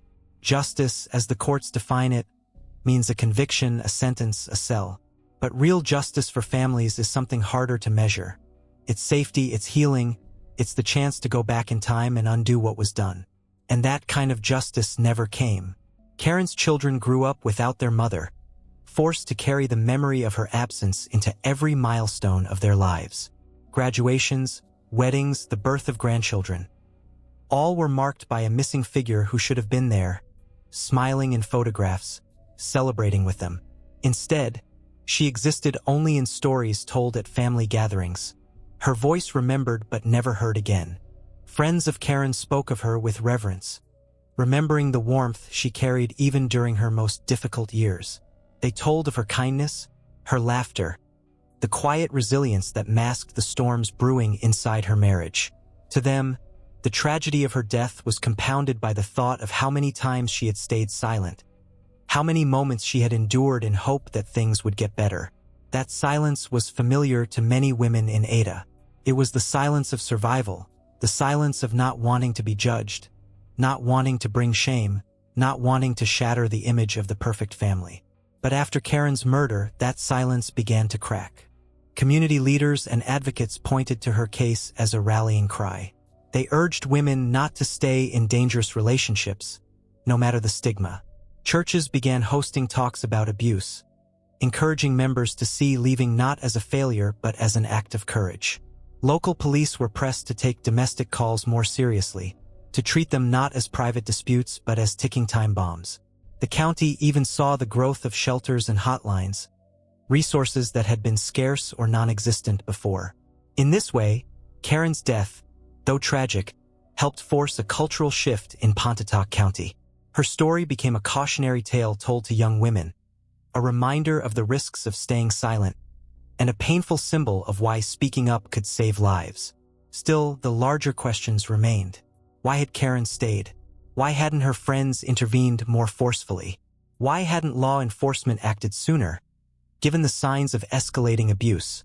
These were questions without simple answers, but they pointed to a deeper truth. Domestic violence is rarely a secret to everyone. More often, it is a secret shared, whispered, tolerated in silence until it is too late. For Ada, the Summers case was one more piece of a haunting pattern. Again and again, the county's darkest crimes were not committed by outsiders but by people known, loved, trusted. Husbands who killed wives, wives who killed husbands, parents who turned on children, and children who turned on parents. The violence seemed to grow not from strangers lurking in shadows but from fractures inside the home. And once again, the shadow of 1909 lingered. The mob hangings had set a precedent. When the system failed, people acted on their own impulses, whether through rope or silence. In Karen's case, the silence of her neighbors and friends was not malicious, but it was a form of inaction that let the violence escalate unchecked. It was the same silence that had allowed so many of Ada's tragedies to fester in the shadows before exploding into headlines. James Summers' conviction was meant to close the book, but for many in Ada, it only opened another. A book about the responsibilities of communities to one another, about the dangers of treating violence as family business, about the costs of pretending not to see what is right in front of us. Karen Summers' story was a reminder that justice cannot come only after the fact. It has to begin earlier in the willingness to intervene, to believe victims, to confront uncomfortable truths even when it means challenging people we know. In the decades that followed, Karen's name would continue to be spoken in Ada. For advocates, it was a rallying cry. For her family, it was a wound that never fully healed. For the town itself, it was a mirror, reflecting the painful reality that even in a place where faith and family are prized above all else, the walls of a home can still hide unimaginable violence. Family ties in Ada have always been spoken of with pride. In a small town, your last name carries weight. People know who your parents were, what kind of people your grandparents were, and they often judge you, fairly or unfairly, by the family you come from. For the Dotson family, that legacy became a curse. The case of Dawn and Johnny Dotson is remembered not because of strangers intruding on a family's life, but because of the collapse of loyalty within the family itself. What unfolded was part jealousy, part desperation, part cruelty, and entirely devastating. The Dotson siblings grew up in the same household, under the same roof, shaped by the same struggles. Like many Pontotoc County families, theirs wasn't easy. They faced financial instability, shifting relationships, and the quiet dysfunction that often goes unnoticed until it finally erupts. But where some siblings found solidarity in hardship, Dawn and Johnny found rivalry. Johnny was the older brother, charismatic but reckless. He had a way of pulling people into his orbit, friends, girlfriends, even his younger sister. He lived fast, made questionable choices, and always seemed to be running from responsibility. Dawn, by contrast, carried a different kind of burden. She was quieter, more calculating, but no less troubled. For years, she lived in Johnny's shadow, carrying resentments that grew like weeds. By the late 1990s, those resentments boiled over. What began as sibling rivalry spiraled into betrayal, and what began as family squabbles ended in murder. The victim was not one of the Dotsons themselves, but someone caught in the crossfire of their lives. Investigators would later describe the crime as the result of a toxic mix of greed, jealousy, and manipulation. At the center of it all was Dawn, who prosecutors argued had orchestrated the killing, and Johnny, who had helped her carry it out. The details shocked even seasoned lawmen. The victim had been lured under false pretenses, attacked brutally, and left for dead. The crime scene was chaotic, but what struck detectives most was the level of planning. This wasn't a random act of violence. It was calculated, deliberate, and it came not from strangers on the highway, but from siblings bound by blood. When Dawn and Johnny were arrested, the community recoiled. People who had known them since childhood couldn't fathom how two siblings could stand side by side in such a crime. In court, prosecutors painted them as partners in betrayal, a brother and sister who had turned their bond into a weapon. The defense, meanwhile, tried to pull them apart, each pointing to the other as the instigator, each claiming they had been manipulated or pressured. The trial became a theater of family dysfunction. Testimony revealed years of tension between the siblings, years of bad decisions and worse influences. Witnesses spoke of jealousy, of Dawn's resentment toward Johnny, of Johnny's reckless influence over Dawn. It was impossible to tell where one's guilt ended and the other's began. For jurors, however, the question was simpler. Both had been involved and both were guilty. The verdict brought closure to the legal case, but it left behind a haunting image for Ada. The Dotson siblings had taken the sacred idea of family, the one thing Pontotoc County prided itself on, and turned it upside down. They had proven that even siblings, who should be each other's first allies, could become co-conspirators in destruction. For criminologists, the Dotson case became another grim example of familial betrayal crimes, murders in which the killer and victim are bound by ties of blood, love, or trust. In Ada, it was one more reminder that the county's darkest stories rarely came from strangers. Again and again, they came from within. When the verdict was finally read, the Dotson siblings sat in silence. Guilty. The courtroom was heavy with the weight of it. Not just the guilt of the crime itself, but the guilt of betrayal, of family ties twisted into something poisonous. For the jurors, the decision had been clear. For the community, the aftermath was anything but. The Dotson trial had been more than just another case on the docket. It was a spectacle of dysfunction laid bare.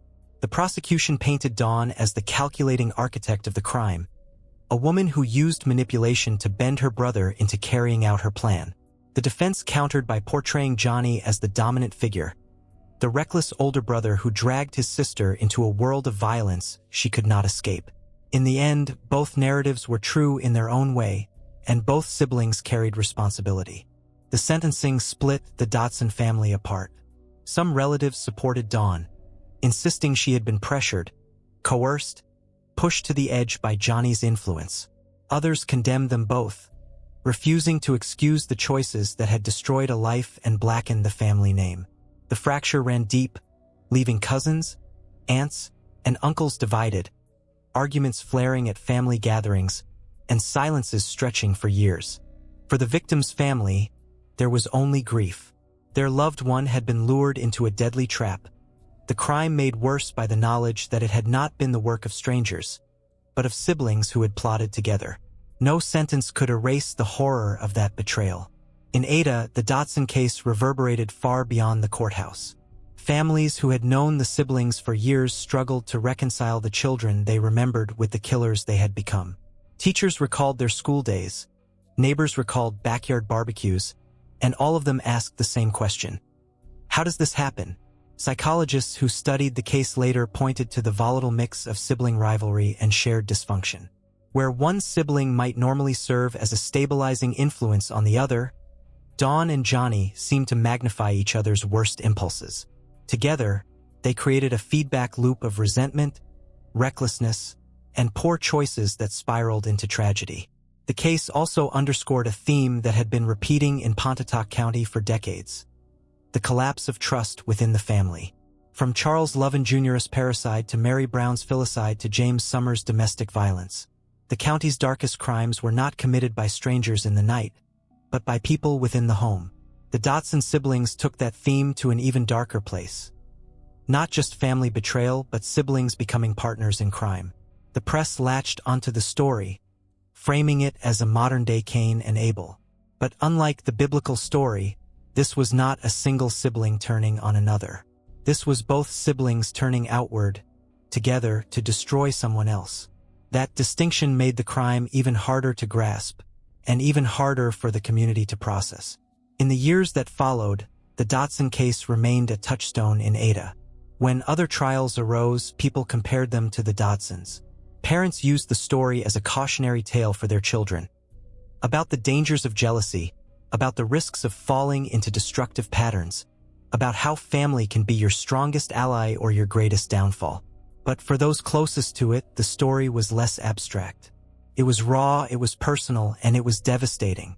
The Dotson siblings' convictions were not just another entry in Ada's criminal ledger. They were proof that the very bonds meant to keep people safe, the bonds of blood, of brother and sister, could instead be the bonds that pulled them into darkness. And with that, Pontotoc County's reputation grew darker still. Each case layered onto the next, painting a picture of a community where crime was not only frequent, but often intimate, carried out by those who should have been protectors, not predators. The Dotson story may have ended in prison sentences, but its real legacy was the way it deepened Ada's unease with its own identity.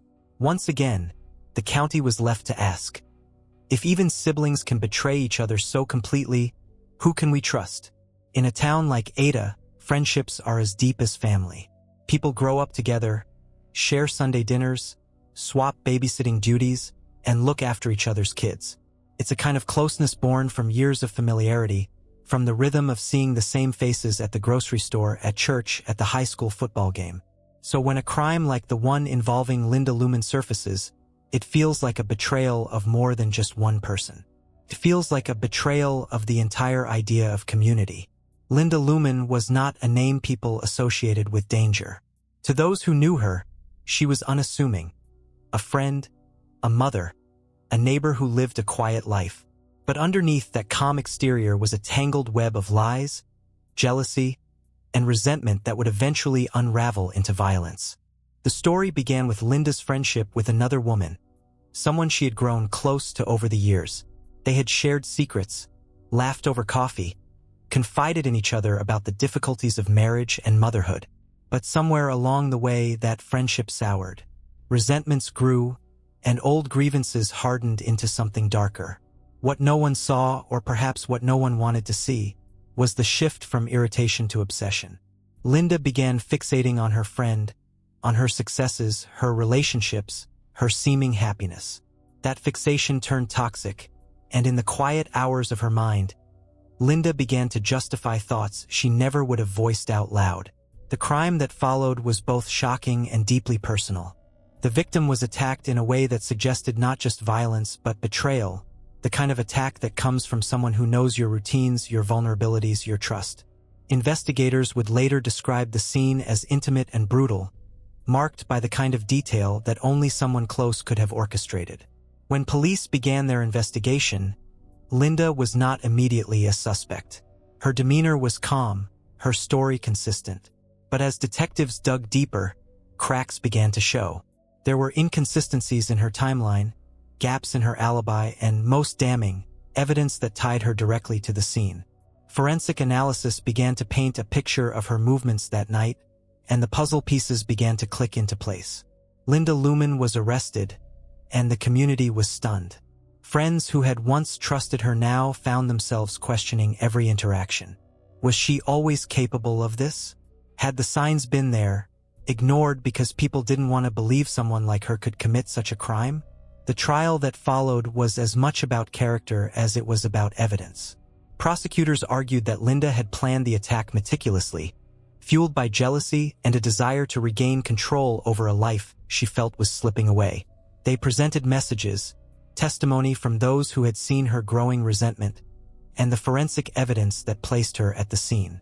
The defense, in turn, tried to paint her as a woman overwhelmed, pushed to the edge by emotional strain. Not a cold-blooded killer, but a friend who made a terrible mistake. They spoke of her history, her struggles, her mental state in the days leading up to the crime. But the jury saw through it. Linda Luman was found guilty. For Ada, the verdict was another blow to its sense of security. This was not a crime of opportunity, nor a random act of violence. This was a crime born from closeness, from the quiet trust between two friends that had been twisted into a weapon. It was a reminder that danger does not always come from the outside. Sometimes it grows in the heart of someone you've known for years. The conviction of Linda Luman sent shockwaves that lingered far beyond the courthouse. In Ada, people had long feared the stranger in the night, the drifter who might pass through town, or the nameless face lurking on the roadside. But Linda's crime reminded everyone that sometimes the danger isn't a shadow on the street. It's someone sitting across from you at the dinner table, someone you've trusted with your secrets. For the victim's family, the betrayal was the most unbearable part.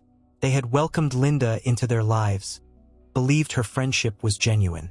To discover that she had weaponized that trust, turning it into the means of violence, was a wound deeper than any physical blow. It wasn't just murder, one family member later said. It was betrayal on the deepest level. The trial's aftermath fractured the community. Some neighbors insisted Linda had been misunderstood, that she had cracked under pressure, that the crime didn't reflect the woman they had known for years. Others, however, saw her as a wolf in sheep's clothing, a manipulative friend who had hidden her resentment behind a mask of kindness. In a place where reputations endure for generations, the debate over Linda's character split friendships and strained church pews. For her own family, the consequences were devastating.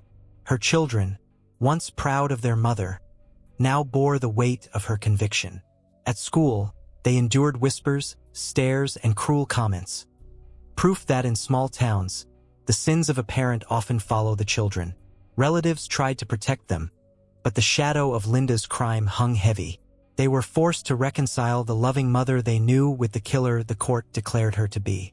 Criminologists later pointed to Linda's case as another example of intimate betrayal homicide, a category of crime that Ada seemed to produce with grim consistency. From parents killing children, to siblings conspiring in violence, to spouses turning on each other. And now, friends destroying friends. Pontotoc County's crimes consistently tore apart the bonds that people most relied upon. But Linda's case also highlighted the role of jealousy and envy, forces that can smolder unnoticed in even the closest relationships. To the outside world, Linda and her friend had seemed inseparable, two women sharing life's ups and downs. But underneath, resentment grew, silent and corrosive. When it finally erupted, it destroyed not only one life, but two. The victims, taken by violence, and Linda's, lost to a prison cell. For Ada, the case deepened an already heavy reputation. The town had long carried the weight of mob justice, wrongful convictions, and family murders. Now it carried the stain of a crime that revealed even friendship was not safe from the county's violent undercurrent. The echoes of the case lingered in conversations long after the trial. Mothers warned their daughters about jealousy in friendships. Pastors preached sermons about envy, about the dangers of letting bitterness take root. And families, once again, were left to navigate the uneasy reality that in Pontotoc County, even the most ordinary relationships could collapse into tragedy. Linda Luman's story became one more tile in the mosaic of Ada's true crime history. A mosaic not of faceless monsters, but of familiar ones. People you knew, people you trusted, people you never thought capable of the unthinkable. And that, perhaps, is what makes Ada's history so haunting. Again and again, its crimes ask the same unsettling question. How well do you really know the people closest to you? Lori Bullard's story begins the way many Ada stories do, quietly, without fanfare. She was a familiar face in her community, the kind of woman people nodded to in the grocery store aisle, waved at in church, and remembered from school events or neighborhood gatherings. Lori was not a woman who drew headlines. She was, in many ways, the embodiment of small-town Oklahoma. Resilient, hardworking, rooted in family.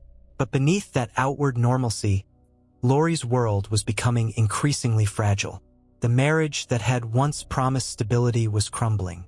Financial pressures, emotional neglect, and hidden resentments piled on top of each other, creating a tinderbox behind closed doors. Her husband projected respectability. To neighbors, he was steady, perhaps even charming.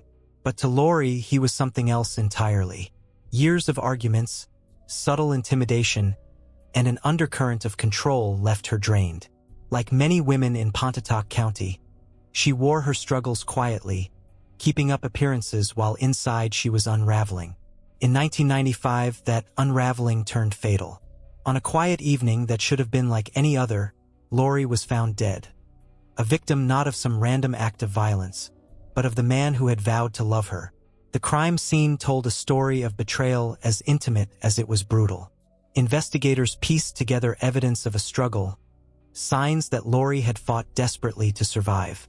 Her body bore the marks not of a stranger's sudden attack, but of prolonged violence, the kind that only someone close could have inflicted.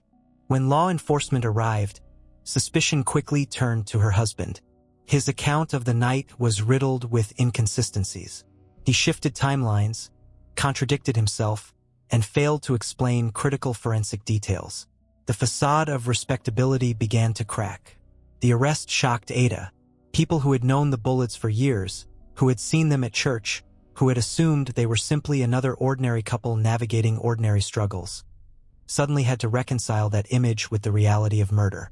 It was once again the collapse of small-town trust. The trial that followed was gripping. Prosecutors laid out a story of a man whose control over his wife had turned into rage when he felt it slipping away. They showed jurors photographs of Lori's injuries, testimony from friends who had heard her fears, and evidence that suggested premeditation. This wasn't just a crime of passion, they argued. It was the culmination of years of dominance and jealousy. The defense leaned heavily on doubt.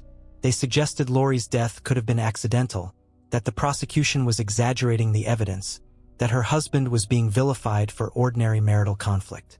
They tried to paint him as a man caught in a tragic situation, not a killer. But the jury saw otherwise. The conviction landed hard, not only on him but on the entire community. Ada once again faced the truth it had been forced to face too many times. murder does not always come from outsiders. It comes from within the walls of homes that look ordinary from the street. For Lori's family, the verdict was bittersweet. Justice had been served in the courtroom, but no sentence could erase the reality that she was gone. Her children were left to grow up without her, carrying forward memories of a mother whose life had been cut short by the very man meant to protect her. For Ada, the case of Lori Bullard deepened an already grim theme. In Pontotoc County, it seemed the most dangerous place was not a back alley or an empty road, but the home. The conviction in the murder of Lori Bullard brought closure in a legal sense, but the shockwaves of her death continued to ripple through Ada for years. In Pontotoc County, the home had long been idealized as the safest place, the heart of stability. Lori's murder forced the community to face an uncomfortable truth. Sometimes the home is where the greatest danger waits. In the weeks following the trial, people who had known Lori replayed their memories of her, searching for signs they might have missed. A neighbor remembered her nervous laugh, the way she sometimes deflected questions about her marriage. A coworker recalled her growing quiet in the months before her death, as though something weighed too heavily on her shoulders. Friends remembered the times she had seemed hesitant to go home, stretching out conversations as though she wanted to delay what awaited her behind her own door. These moments, in hindsight, painted a picture of a woman trapped in a cycle of fear. But like so many victims of domestic violence, Lori had carried her pain silently, trying to endure for the sake of appearances, for the sake of family, for the hope that things might change. Her murder shattered those illusions. For her children, the tragedy was unspeakable. They were left to grow up without their mother, haunted by the knowledge that the person responsible for her death was not a faceless stranger but their own father. That kind of trauma does not end with a prison sentence. It lingers in every holiday, every birthday, every milestone where Lori's absence is felt like a wound. The community, too, bore scars. Lori's case became part of a larger reckoning in Ada, where a disturbing pattern was emerging. Husbands killing wives, wives killing husbands, parents killing children, siblings conspiring in murder. Over and over again, the very bonds meant to protect were the ones that broke. In the years after the trial, advocates for victims of domestic violence used Lori's story as a rallying cry. Shelters began to see an increase in women seeking help. Law enforcement officers were urged to treat calls about domestic disputes with urgency rather than dismissing them as private matters. Churches, once hesitant to speak openly about abuse, began offering support groups and sermons addressing the issue directly. But alongside these steps forward was an unspoken unease. If someone like Lori, warm, respected, beloved, could end up dead at the hands of her husband, then who was safe? That question lingered in conversations across Ada, whispered in kitchens and murmured on porches. The case of Lori Bullard also highlighted the fragility of appearances. Her husband had projected respectability, the image of a solid family man. To the outside world, he looked like someone who had it all under control. But behind that facade was resentment, rage, and the belief that control over Lori's life was his to keep at any cost. His mask slipped only when it was far too late. For Pontotoc County, the lesson was bitter but familiar. Evil does not always announce itself. Sometimes it hides in plain sight, behind smiles and polite nods, waiting for the moment when rage spills into violence. Lori's murder became one more name in Ada's long ledger of loss. Another reminder that the county's darkest crimes were rarely the work of outsiders. They were, again and again, betrayals from within. And with each case, the town's reputation deepened, not just as a place marked by violence, but as a place haunted by the collapse of trust. From the lynchings of 1909 to the wrongful convictions of the 1980s, from parents killing children to husbands killing wives, the thread was clear. In Pontotoc County, the people you trusted most were often the ones who left the deepest scars. Lori Bullard's story was tragic, but it was also a reflection of that truth. She was not killed by chance or by fate. She was killed by the one person who should have loved her most. And in Ada, that kind of betrayal had become a pattern written in blood. On a hot August morning in 2009, in the small town of Anadarko, Oklahoma, just a few counties west of Pontotoc. Parishioners began gathering for church, but their pastor, Karl Daniels, was not at the door to greet them. By the time someone went to check, they found her body inside the sanctuary, and the discovery would haunt Oklahoma for years. Karl Daniels was more than just a pastor. She was a mother, a grandmother, and a woman of faith who had committed her life to serving others. Born and raised in Oklahoma, she carried herself with the calm resilience of someone who had endured hardship but remained steadfast. Friends described her as gentle but strong, a woman who believed that even the most broken souls could be healed with compassion. That Sunday, however, compassion met cruelty. The crime scene inside the Christ Holy Sanctified Church was like something from a nightmare. Karl had been brutally murdered, her body left in a way that investigators later described as staged, a grotesque arrangement that suggested not only violence but symbolism. The sanctuary, once a place of prayer and solace, had been transformed into a scene of horror. Law enforcement descended quickly. The Oklahoma State Bureau of Investigation, the FBI, and local police all joined the case. From the beginning, investigators knew this was not an ordinary murder. The brutality, the staging, and the fact that it had occurred in a church pointed to something darker. Was it a hate crime? A targeted attack? A random act of sadism? The community was terrified. If a pastor could be murdered in her own church, who was safe? People began locking their doors earlier, scanning their surroundings more carefully, whispering theories in diners and barbershops. Fear, once abstract, became tangible. For Karl's family, the pain was immeasurable. Her son, who lived in Oklahoma City, described her as his anchor, a constant source of guidance. Losing her in such a violent, public way was devastating. He became her voice in the aftermath, calling for justice while struggling to process the loss. Despite massive investigative efforts, the case quickly grew cold. Witnesses were scarce. Forensic evidence, though carefully collected, failed to point definitively to a suspect. The brutality of the crime suggested rage or ritual, but investigators struggled to connect it to anyone in Karl's life. Years passed, and the murder of Pastor Karl Daniels remained one of Oklahoma's most haunting unsolved cases. In Pontotoc County and beyond, her murder sparked broader conversations about vulnerability, especially the vulnerability of women, of the elderly, of those who live lives of service and trust. Karl had believed in opening her doors, in welcoming all who sought help or prayer. That openness had made her both beloved and exposed. The crime also underscored a theme that stretched back through Ada's history: violence invading the most intimate spaces. Just as Karen Summers had been killed in her own home, and Loretta Bullard by her husband, Karl Daniels had been killed in her sanctuary, the one place people thought violence could never reach. But it had, and it left a stain that no verdict, no sermon, no prayer could erase. The murder of Pastor Karl Daniels did not fade quickly from memory. In fact, with every year that passed without answers, it grew heavier, like a wound that refused to close. The brutality of her death, the staging of her body, and the fact that it happened inside a church made it not only one of the most horrifying crimes in Oklahoma's history, but also one of the most baffling. Investigators pursued dozens of leads. Some believed it was the work of a drifter, someone passing through Anadarko who targeted Karl because she was alone. Others thought it was personal, that someone who knew her carried resentment or twisted obsession. Still others suggested it bore the marks of a ritualistic crime, pointing to the unusual way her body had been arranged. The FBI's Behavioral Analysis Unit was consulted, and they agreed that the staging suggested intent not just to kill but to send a message. Yet what that message was remained a mystery. No notes, no symbols, no confession ever emerged. Whoever had killed Karl left behind only silence. The silence tormented her family most of all. Her son struggled not only with grief but with the endless cycle of uncertainty.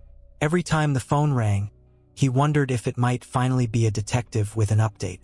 Every holiday, the empty chair at the table was another reminder that the woman who had once prayed over their meals, who had once encouraged them through hardship, had been taken in a way too cruel to comprehend. For the congregation, the sanctuary where Karl was killed became a place of unease.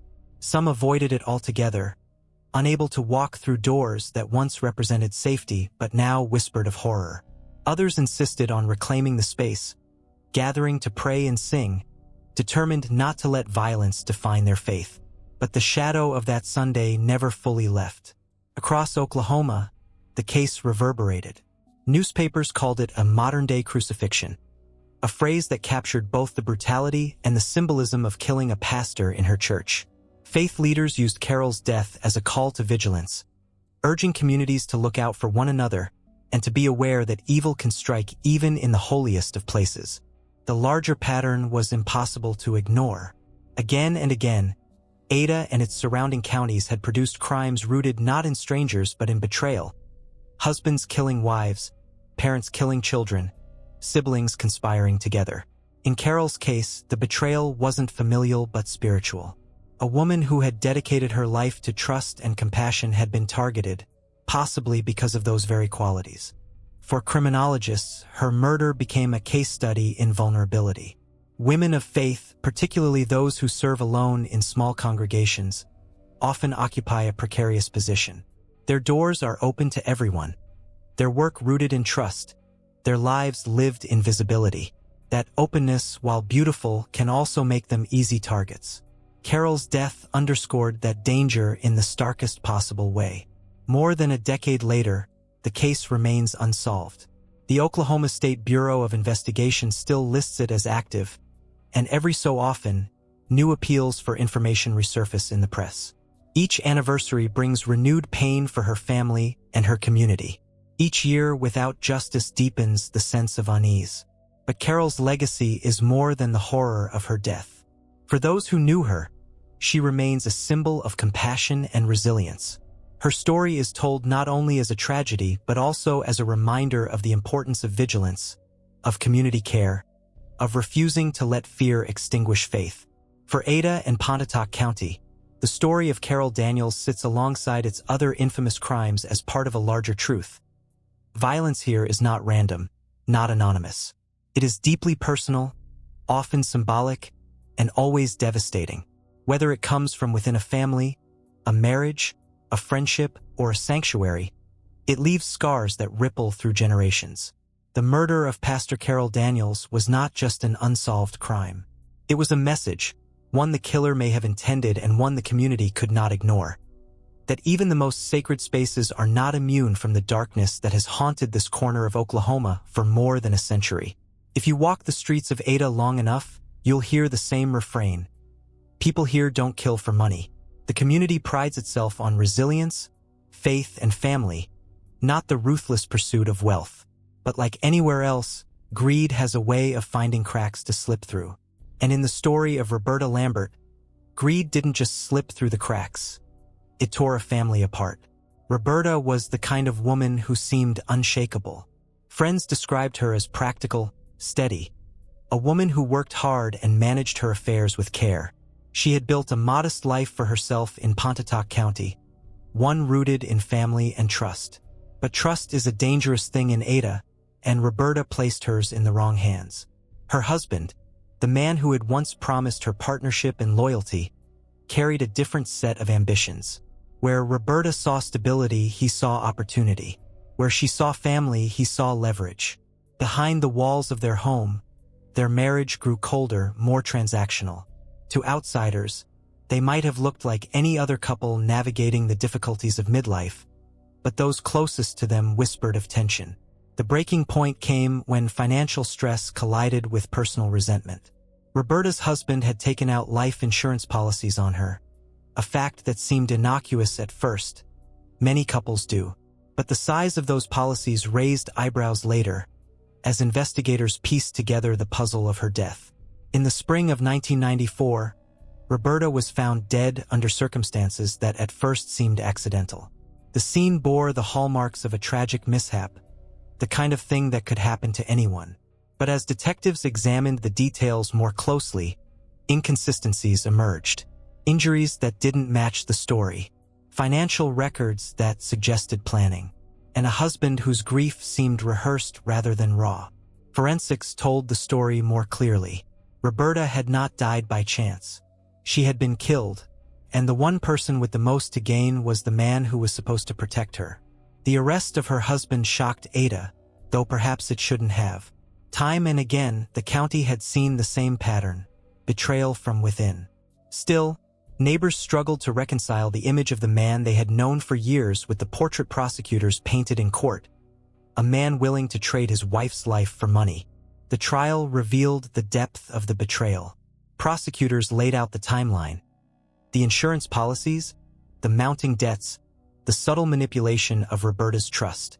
They argued that her husband had engineered her death for financial gain, disguising it as an accident in hopes of cashing in. The defense fought to create doubt, suggesting the tragedy had been misinterpreted, that the evidence was circumstantial, that grief manifests differently for everyone. But the jury saw through it. The verdict was guilty, and the sentence sent him to prison, where he would spend years reflecting on the cost of his greed. For Ada, the Lambert case was another reminder that no relationship was immune from betrayal. It was not jealousy this time, nor sudden rage, but cold calculation. A husband had looked at his wife not as a partner, but as a payout. Roberta's family was left reeling. They had lost her not just to violence, but to deception. Every photograph, every memory was stained by the knowledge that her killer had sat at their dinner table, smiled in family portraits, shaken hands at church gatherings. The depth of that betrayal was as sharp as the crime itself. And for the community, the case reinforced an unsettling truth. In Pontotoc County, the greatest dangers often wore familiar faces. The guilty verdict in the murder of Roberta Lambert reverberated through Ada, leaving behind a sense of betrayal that extended far beyond her family. People in town had known her husband for years, had shared handshakes and conversations with him, never suspecting that he harbored a plan so cold and calculated. For many, the hardest part of the case was not just the murder itself, but the realization that greed could turn someone so familiar into a predator hiding in plain sight. The trial transcripts revealed a chilling portrait. Roberta's husband had not acted in a moment of rage or impulse. His actions were deliberate. He had studied policies, calculated payouts, and plotted his wife's death with the same methodical precision one might use in business. This wasn't passion. It wasn't desperation. It was premeditation. For prosecutors, that distinction was crucial. Pontotoc County juries had heard many cases of domestic violence, many stories of jealousy and explosive tempers. But this was different. This was murder for profit, the reduction of a life to dollars and cents. To the jurors, that made it even more monstrous. Roberta's family struggled with the layers of grief. They had lost her once in death, and again in the betrayal of discovering her killer was her own husband. Holidays became hollow without her, and every family photograph was tainted by the knowledge that the man standing next to her in so many of them had been the architect of her death.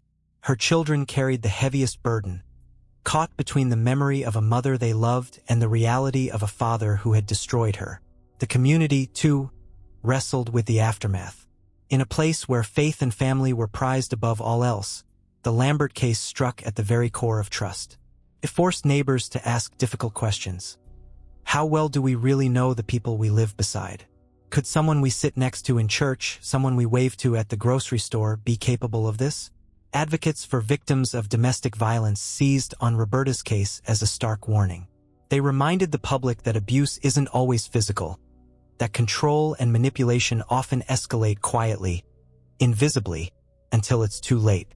They spoke about the danger of ignoring financial exploitation in marriages, about the need to recognize greed as a form of violence in itself. For Ada, Roberta's death fit into a broader tapestry of betrayal that had defined the county for generations. Just as Karen Summers' life was ended by her husband's rage, and Loretta Bullard's by her husband's control, Roberta's was ended by her husband's greed. Different motives, same outcome. A woman destroyed by the man who had promised to protect her. And that, perhaps, is what haunted Ada most. Again and again, the county's crimes showed the same pattern. Trust weaponized, intimacy turned lethal, love twisted into violence. Whether through jealousy, control, mental illness, or greed, the result was the same: the betrayal of the bonds that were supposed to be sacred.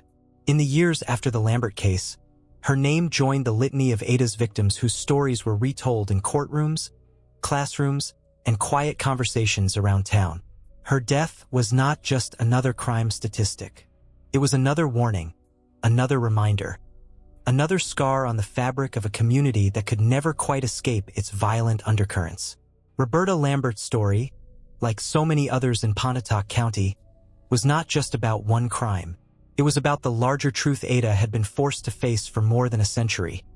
That sometimes the most dangerous people are not strangers lurking in the night, but the ones sitting across from you at the dinner table, smiling, hiding, waiting. On the night of April 28, 1984, Ada was settling into its familiar weekend rhythm. The lights of convenience stores glowed across town, a safe harbor for late-night drivers and small-town teenagers looking for snacks or cigarettes. At one of those stores, McAnally's, just off Broadway, a 24-year-old clerk named Denice Haraway began her shift. Denice was a newlywed, a quiet woman with a kind smile.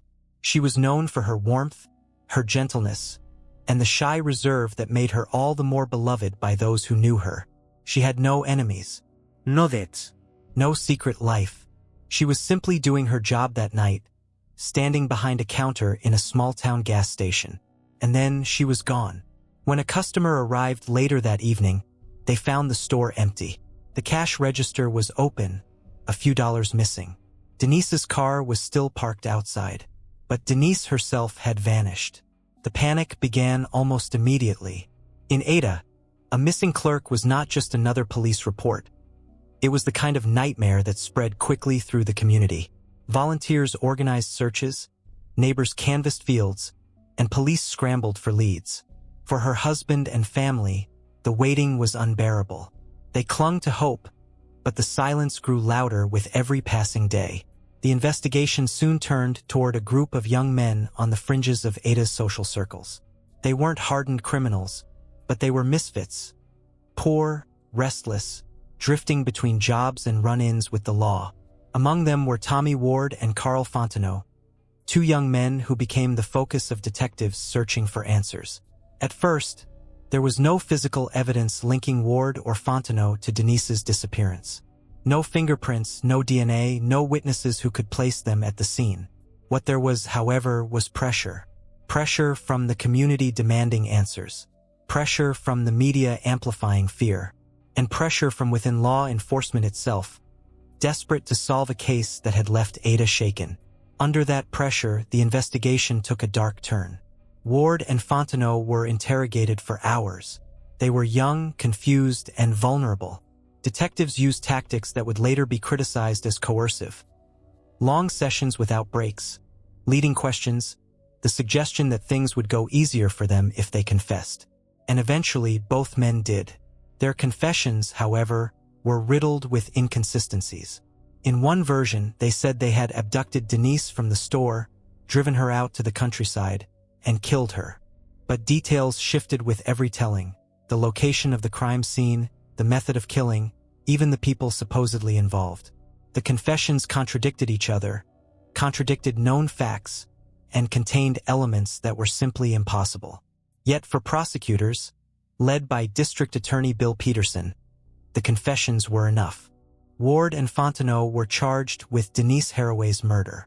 At trial, the state leaned heavily on their own words, playing the confessions for jurors, framing them as chilling admissions of guilt. The absence of physical evidence was brushed aside. The inconsistencies were minimized. The jury, confronted with the sight of two young men apparently confessing to murder, convicted them both. They were sentenced to death. For the Haraway family, the verdict brought a measure of relief. They had lost Denice, but at least the system had delivered accountability. For Ada, it seemed like closure, another crime solved, another trial completed. But the truth was far more complicated. Years later, when Denice's remains were finally discovered, they revealed a reality that bore little resemblance to the confessions. The cause of death did not match the stories Ward and Fontenot had told under pressure. The location of her body was nowhere near the sites they had described. The physical evidence contradicted the state's narrative at every turn. It became clear the confessions had been false.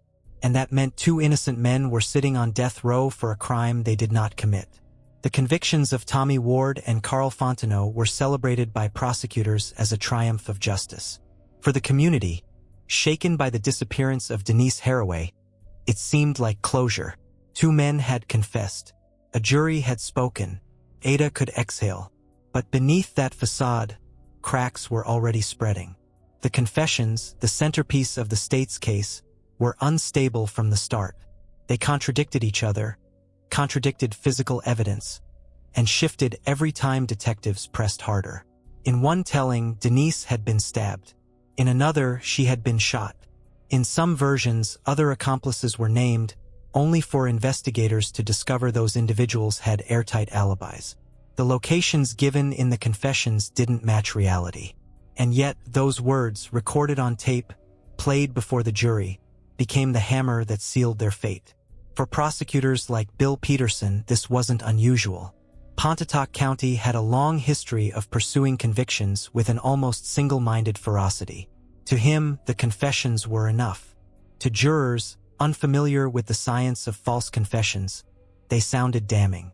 And so Ward and Fontenot were sent to death row. But the truth would not stay buried. In 1986, Denice Haraway's remains were found by chance in a remote field. Her skeletal remains told a story that shattered the state's narrative. She had not died the way Ward and Fontenot described. The location of her body bore no resemblance to their statements. Every crucial detail of their confessions had been false. The discovery should have been the end of the convictions. But instead, the state doubled down. Prosecutors insisted the men were still guilty, even as the evidence unraveled. Appeals were filed, but for years they went nowhere. Ada's courthouse had spoken, and the justice system, slow to admit error, preferred to preserve its verdict rather than face the possibility of a catastrophic mistake. It would take decades, and the relentless work of outsiders, to bring the truth to light. Journalists began investigating, and in the 2000s, the case drew national attention through John Grisham's nonfiction book The Innocent Man and the later Netflix documentary series of the same name. For the first time, the wider public saw what had been hidden in court records. 2 young men coerced into confessing, no physical evidence, and a state unwilling to admit its error. Experts in psychology and law pointed to Ward and Fontenot's cases as textbook examples of false confessions, a phenomenon in which vulnerable suspects, under intense pressure, confessed to crimes they did not commit. Studies showed that exhaustion, intimidation, and promises of leniency can all lead to false admissions. In Ada, those tactics had led to the destruction of 2 lives. Over the years, appeals chipped away at the case. Courts acknowledged inconsistencies. Witnesses recanted. And still, the process dragged on, years stacking into decades. Tommy Ward and Karl Fontenot remained behind bars, clinging to the hope that someday the truth would be recognized. That day finally came. In 2019, after more than 3 decades in prison, Karl Fontenot was exonerated.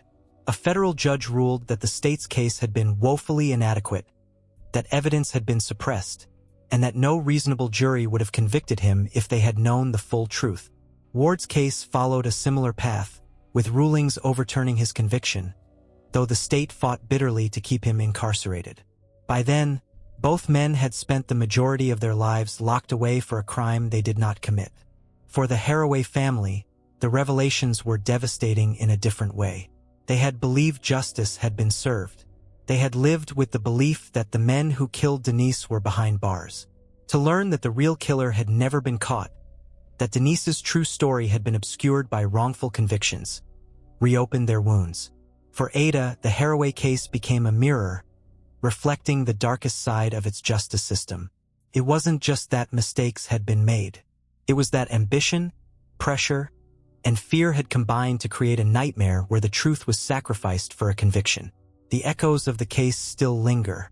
Law students study it as a cautionary tale. Defense attorneys cite it when warning juries about the unreliability of confessions. Families in Ada still whisper about it, some defending the system, others condemning it.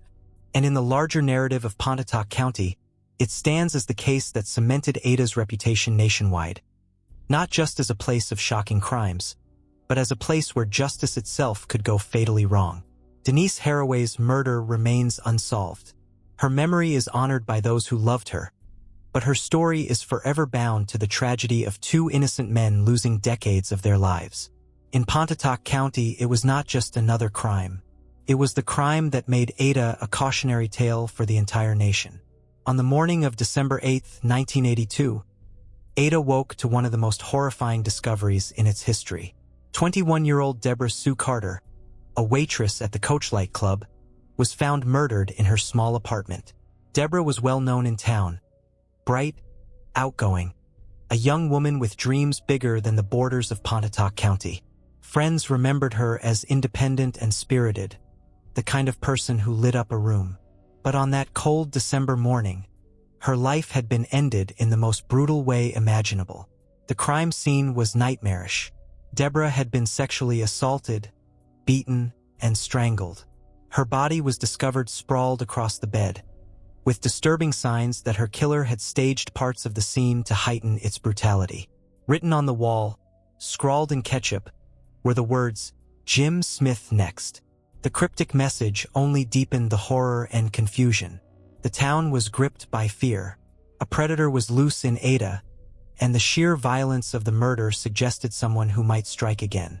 For law enforcement, the pressure to solve the case was immediate and immense. At first, investigators struggled. Leads fizzled. Suspects were questioned and released. Rumors circulated through bars and diners. Then, attention began to turn toward a man who had once been a local star, Ron Williamson.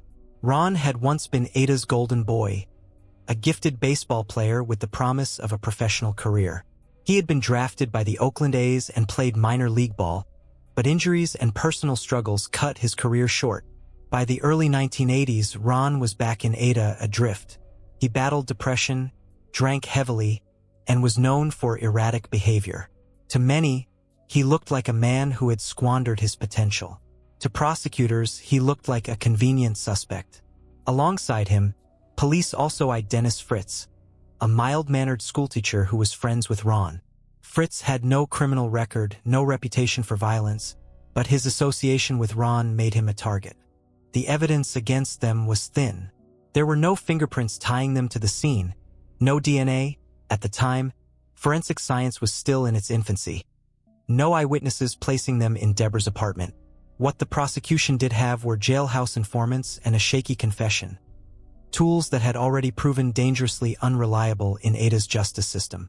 Ron Williamson, in particular, was vulnerable. His mental health had deteriorated significantly. He suffered from delusions, erratic moods, and what doctors would later diagnose as severe mental illness. In police interrogations, he was pliable, confused, and easily led.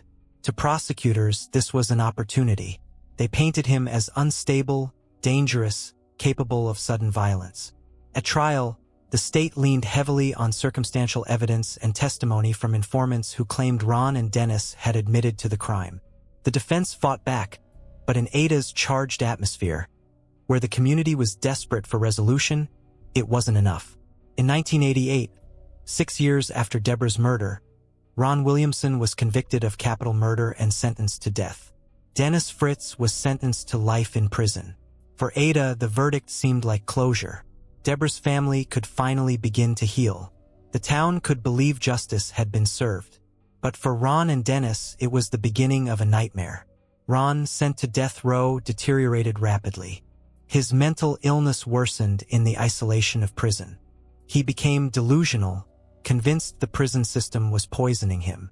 Guards and fellow inmates described his erratic outbursts, his collapse into psychosis.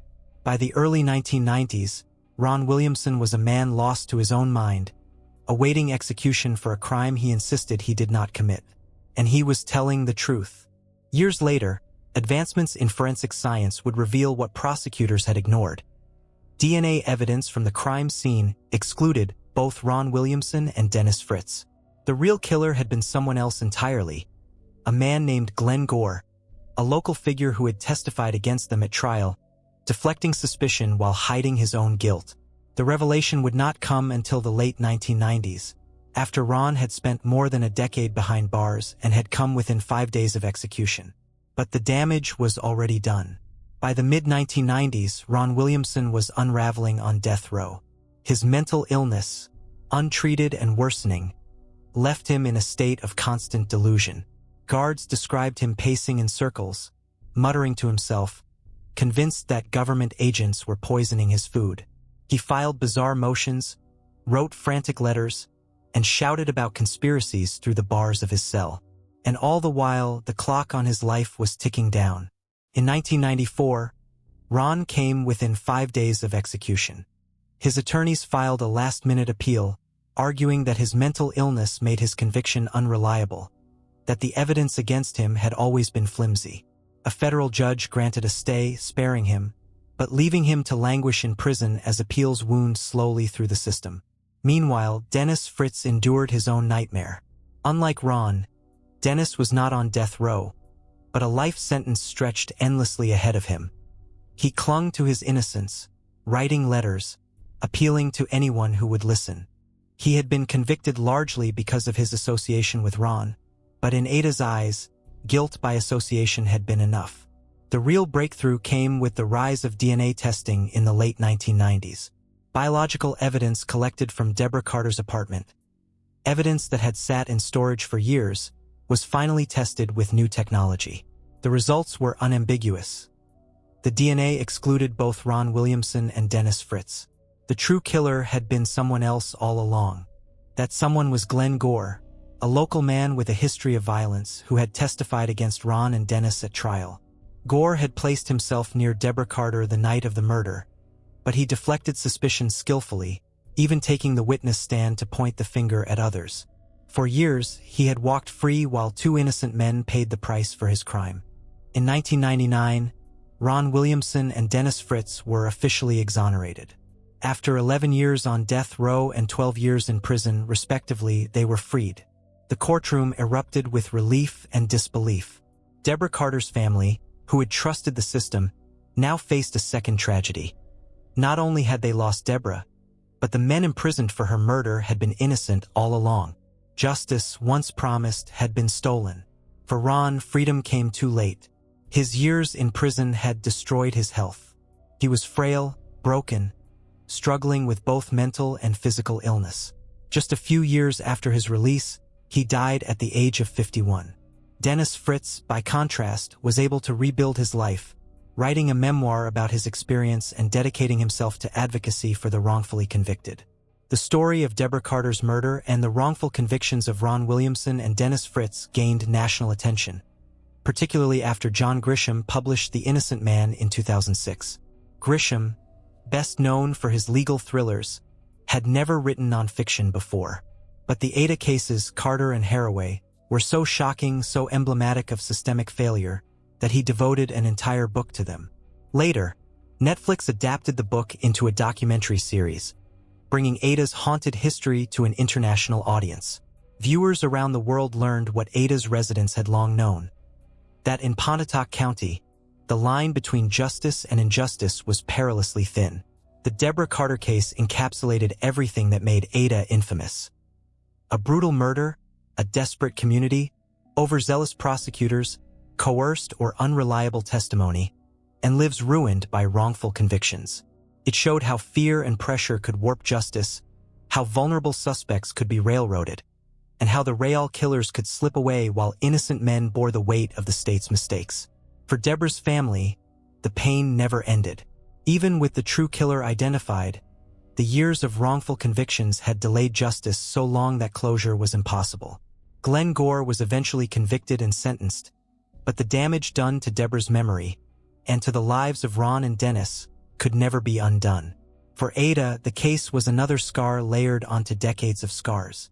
It reinforced the county's reputation as a place where justice had failed spectacularly, where the need for convictions outweighed the pursuit of truth. The name Debra Sue Carter became not only a reminder of a young woman's life cut short, but also a cautionary tale about the dangers of misplaced trust in a system prone to error. And together with the Haraway case, it cemented Ada's place in history, not only as a town of shocking crimes, but as a symbol of how justice, when corrupted, can create tragedies within tragedies. To understand the story of Debra Sue Carter, you cannot stop with the wrongful convictions of Ron Williamson and Denice Fritz. You must look at the man who actually killed her. Glen Gore, a name that still carries a bitter sting in Pontotoc County. Gore was not an outsider drifting through Ada. He was one of them, born, raised, and known in the community. He had attended the same schools, walked the same streets, and frequented the same bars as his neighbors. On the surface, he seemed like any other local man trying to get by. But beneath that facade was a history of aggression, control, and violence, particularly toward women. Those who knew him described a man with two faces. One was charismatic, smooth-talking, someone who could disarm people with charm. The other was darker, a man prone to anger, to intimidation, to the kind of behavior that made women uneasy and men whisper warnings. On the night of December 7, 1982, Gore had been at the Coachlight Club, where Debra Carter worked as a waitress. Multiple witnesses later recalled seeing him that evening. He had been drinking, watching Debra closely, making comments that unsettled her. At one point, Debra confided to a friend that Gore was bothering her, a warning sign that would take on devastating meaning by the next morning. When Debra was found murdered in her apartment, Gore's name should have been at the top of the suspect list. But instead of being pursued, he became a state witness. He testified against others, subtly pointing suspicion away from himself. Incredibly, prosecutors accepted his version of events, using his testimony to help convict Ron Williamson and Denice Fritz. It was a classic misdirection. While Gore sat on the witness stand, insisting he had nothing to do with the murder, he was in fact the man responsible. His testimony was not just false, it was a shield that bought him years of freedom. Those years were not peaceful. Gore's violent tendencies continued, and his reputation with women only worsened. He had been accused of assaults before, but Ada, like many small towns, often allowed men like him to slip through the cracks. Friends and family knew his temper, but few spoke out forcefully enough to stop him. It wasn't until DNA evidence in the late 1990s finally caught up with him that the truth was undeniable. The biological samples collected from Debra Carter's body and apartment matched Gore, not Ron Williamson or Denice Fritz. After years of lies, the mask had fallen. In 2003, Glen Gore was convicted of Debra's murder and sentenced to death. For Debra's family, the conviction brought long-delayed justice. For the community, it was both a relief and a gut punch. The man they should have suspected all along had been right there, even testifying in court while innocent men were sent away in his place. But even in conviction, the sense of betrayal lingered. How had law enforcement missed him? How had prosecutors leaned on his testimony rather than scrutinizing him as a suspect? How many warning signs had been ignored because the system was too focused on closing a case quickly? Gore's story was not just about one murder. It was about a pattern that had repeated itself in Pontotoc County for generations. The wrong people punished, the real culprits overlooked until years later. And yet, there was also something particularly chilling about Gore himself. Unlike other killers in Ada's history, whose crimes were crimes of passion or desperation, Gore's actions carried the mark of predation. He had stalked Debra, intimidated her, and ultimately destroyed her in the most brutal way. His crime was not just murder. It was domination, cruelty, and betrayal. When Glen Gore was finally convicted in 2003 for the murder of Debra Sue Carter, more than 20 years had passed since her brutal death. For Debra's family, the verdict was both vindication and heartbreak. Vindication because the truth had finally been revealed. Heartbreak because the road to that truth had been so long, so twisted, and so cruelly paved with injustice. The courtroom where Gore was sentenced had seen many infamous trials before, but this one carried a different weight. Everyone knew the history. How Ron Williamson and Denice Fritz had been wrongfully convicted, how their lives had been shattered while Gore lived freely. The jury's guilty verdict on Gore was not just about Debra's murder. It was a tacit acknowledgement of how profoundly the system had failed. The death sentence handed down to Gore was meant to be final. For prosecutors, it was closure at last.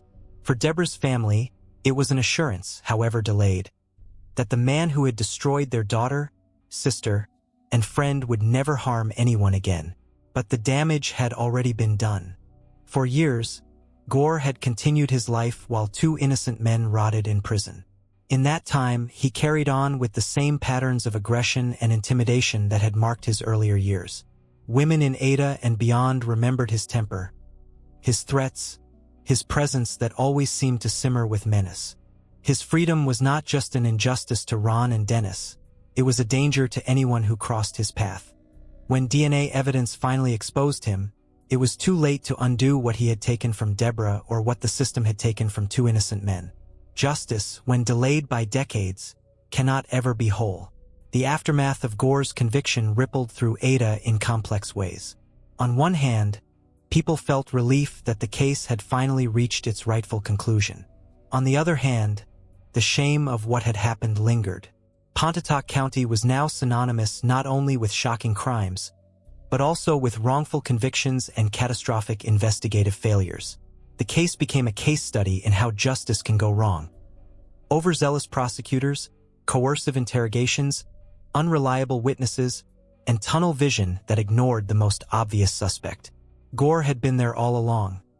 Seen at the club with Debra the night she died, known for his violent temper, even named in police reports. And yet, law enforcement chose to focus elsewhere. Worse still, they allowed him to take the witness stand and testify against others, giving him the very platform he needed to deflect suspicion. It was the ultimate betrayal, the predator posing as a helper, the killer disguised as a witness. For criminologists and legal scholars, Gore's case is often cited as a cautionary tale of prosecutorial blindness. Once investigators decided who they believed was guilty, they built a case around that theory, ignoring the evidence that pointed to the real killer. It was a pattern Ada had followed before, and one it would follow again. For Debra Carter's loved ones, the pain never left. They had endured not only her loss but the agony of watching the wrong men convicted, the endless appeals, and the public spectacle of Ada's justice system unraveling in national headlines.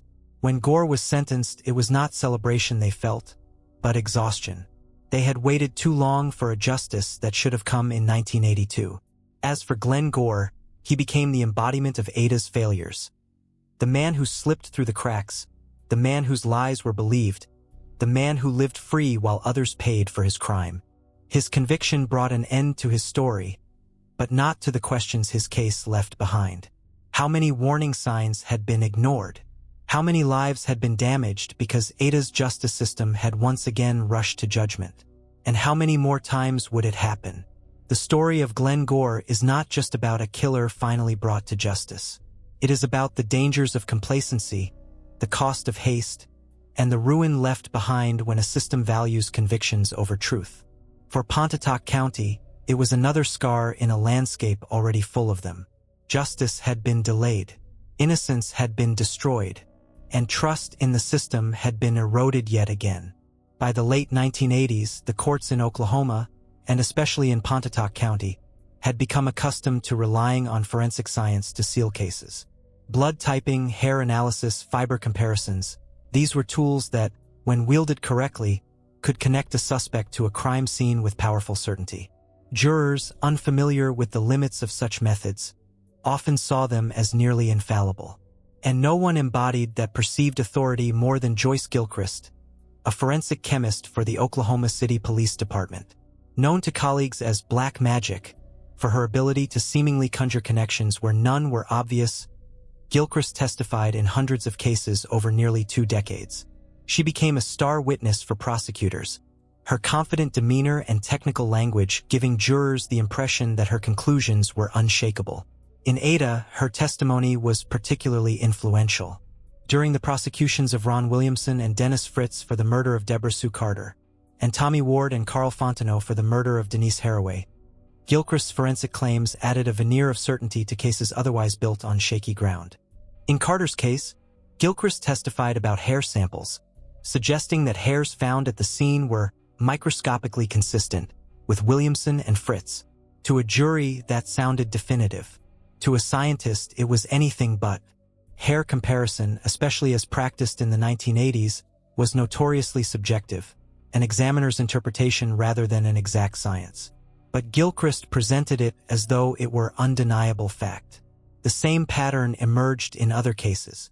Whenever the physical evidence was weak, Gilchrist's testimony seemed to bridge the gap, giving prosecutors what they needed to persuade a jury. Her word carried so much authority that defense attorneys often struggled to challenge it.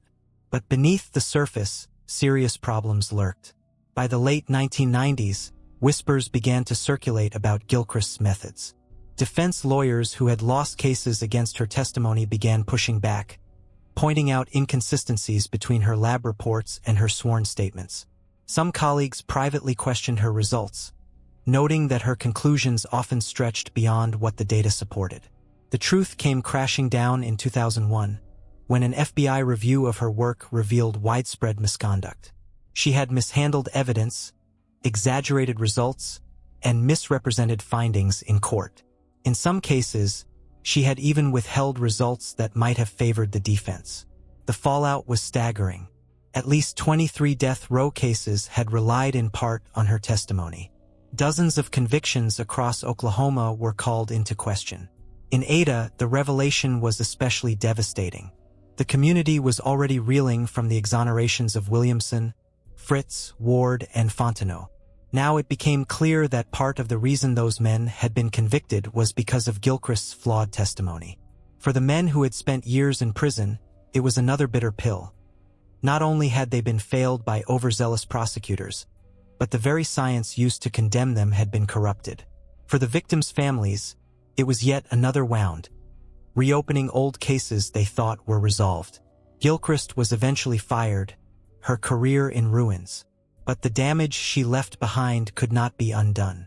Innocent men had lost decades of their lives. Families had been denied true justice.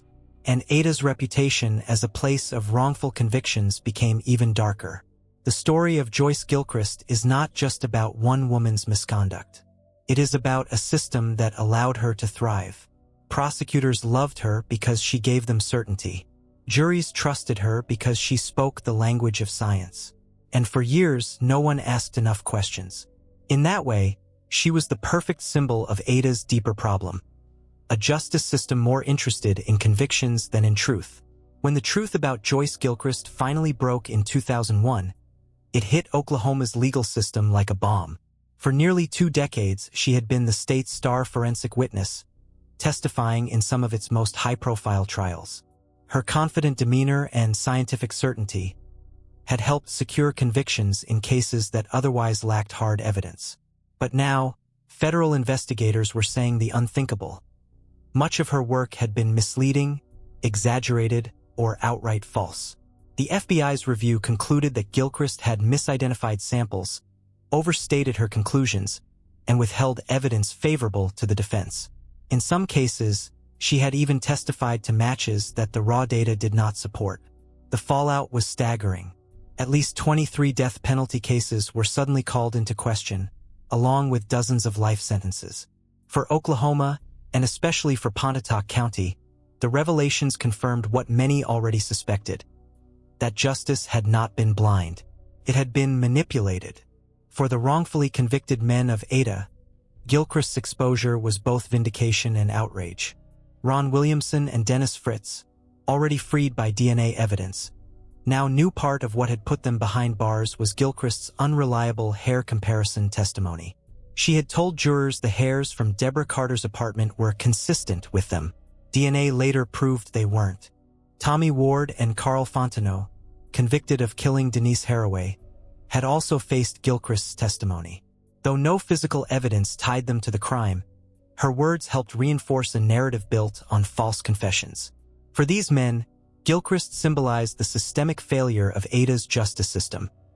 Prosecutors leaning on shaky evidence, juries trusting expert witnesses without question, and defense attorneys struggling against the weight of scientific-sounding lies. The state responded by firing Gilchrist in 2001, stripping her of her position and leaving her professional reputation in ruins. But the damage was permanent. Lives had already been lost to wrongful imprisonment. Families of victims had endured false closure, only to have cases reopened years later. And trust in forensic science, once seen as near infallible, was shattered. Her downfall triggered reforms across Oklahoma. Courts became more cautious with forensic testimony. Judges began to scrutinize the limits of techniques like hair and fiber analysis. Defense attorneys gained new tools to challenge the state's evidence, pointing to Gilchrist as the ultimate cautionary tale. Nationally, her name became synonymous with forensic misconduct, cited in law schools and criminal justice courses as an example of how science can be misused in the pursuit of convictions.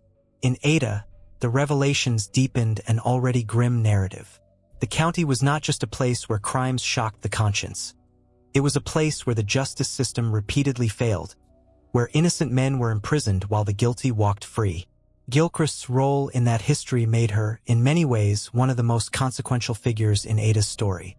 She had not killed anyone herself, but her testimony had helped to bury the truth, allowing killers like Glen Gore to evade justice while innocent men suffered. For victims' families, the damage was twofold. They had already lost loved ones, and now they learned that the trials they thought had delivered justice were tainted.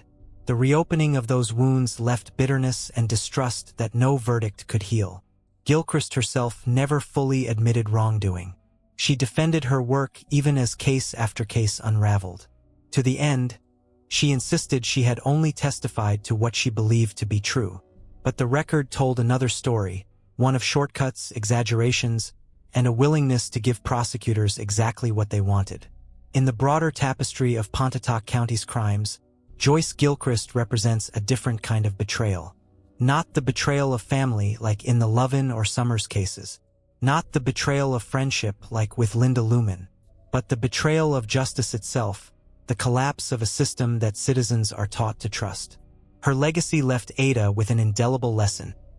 Science in the courtroom must be questioned, tested, and verified. Blind trust can destroy lives. And in a town already haunted by so many miscarriages of justice, Gilchrist's name became one more ghost lingering in the hallways of the courthouse. In Pontotoc County, the name Kenny Ray Underwood is remembered with a mixture of anger and dread. His crime was the kind that shocked even seasoned investigators, not because violence was rare in Ada, but because the details revealed both the depths of his cruelty and the system's inability to stop him before it was too late. Underwood had been known to law enforcement long before his most infamous crime. His record included fights, petty offenses, and whispers of darker behavior. Women who had crossed his path described him as manipulative, controlling, prone to sudden bursts of rage. Friends noted his heavy drinking, his quick temper. Neighbors knew him as someone who couldn't be trusted, a man who seemed to radiate volatility. And yet, like so many dangerous men in small communities, he slipped through the cracks. The crime that finally cemented his name in Ada's criminal history came in the late 1980s. His victim was a young woman, vibrant and full of promise, who had been in a vulnerable position when she crossed paths with Underwood. What began as a casual encounter escalated into horror. She was abducted, assaulted, and subjected to violence so extreme that investigators later described the crime scene as one of the most disturbing they had ever seen. The brutality was staggering. This was not a crime of passion, not an act born of sudden anger. It was deliberate, sustained, and sadistic. The victim endured hours of terror before Underwood finally left her for dead. But she did not die. Against all odds, she survived. Her survival was both a miracle and a curse. On one hand, she lived to tell her story, to point directly to the man who had destroyed her life. On the other hand, she carried scars, physical, emotional, and psychological, that no amount of justice could erase. In the courtroom, she faced her attacker, describing what he had done to her with a bravery that left jurors shaken. The trial was swift. The evidence against Underwood was overwhelming, from forensic proof to the testimony of the survivor herself. Prosecutors painted him as a predator who had long been spiraling toward this crime, a man whose violence had been ignored until it reached its inevitable conclusion. The defense tried to cast doubt, to suggest inconsistencies in the victim's memory, to minimize Underwood's past behavior. But the jury saw through it. The verdict, guilty. The sentence, death. For Ada, the Underwood case was another reminder of the dangers hiding in plain sight. He was not a stranger drifting through town. He was not an unknown figure lurking in the dark. He was someone they had known, someone whose violence had been visible, and yet nothing had stopped him until after he destroyed a life. The survivor's testimony became a touchstone in Ada, a reminder of the resilience of victims but also of the community's responsibility to act before violence escalates. Her courage in facing Underwood in court was described as heroic, but it also raised a bitter question. Why had she been forced to endure it in the first place? Because by the time Kenny Ray Underwood was finally taken off the streets, it was too late. The guilty verdict against Kenny Ray Underwood brought a measure of relief to Ada, but in many ways it was too little, too late. His brutality had already left a young woman's life shattered. The community, once again, was forced to confront a painful truth. They had seen the warning signs, but nothing had stopped him until after the unimaginable had happened. The sentencing phase of Underwood's trial was tense. The jury had already convicted him of aggravated assault, kidnapping, and rape. The question was how severely he should be punished. Prosecutors argued for the death penalty, pointing not only to the sheer cruelty of the crime but also to Underwood's history of violent behavior. They painted him as a predator who had always been on a trajectory toward destruction, a man who had ignored second chances and slipped through cracks in the system time and again. The defense tried to humanize him, citing his troubled upbringing, his struggles with alcohol, and his lack of resources. They asked for mercy, suggesting life in prison would be punishment enough.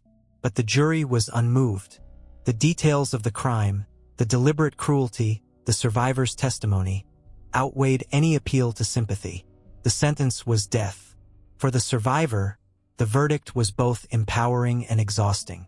She had faced her attacker, told her story in open court, and watched justice be delivered.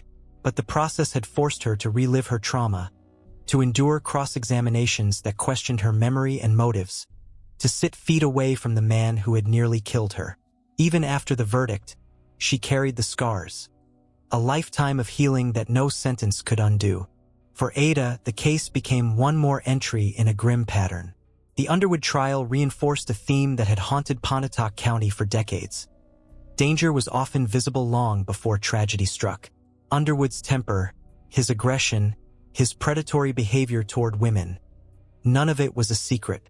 Yet it took the near destruction of a young woman's life for action to finally be taken. The appeals process stretched on for years. Like many death penalty cases, Underwood's attorneys challenged the fairness of his trial, the adequacy of his defense, and even the constitutionality of his sentence. Each appeal dragged the case back into headlines, reopening wounds for the survivor and her family.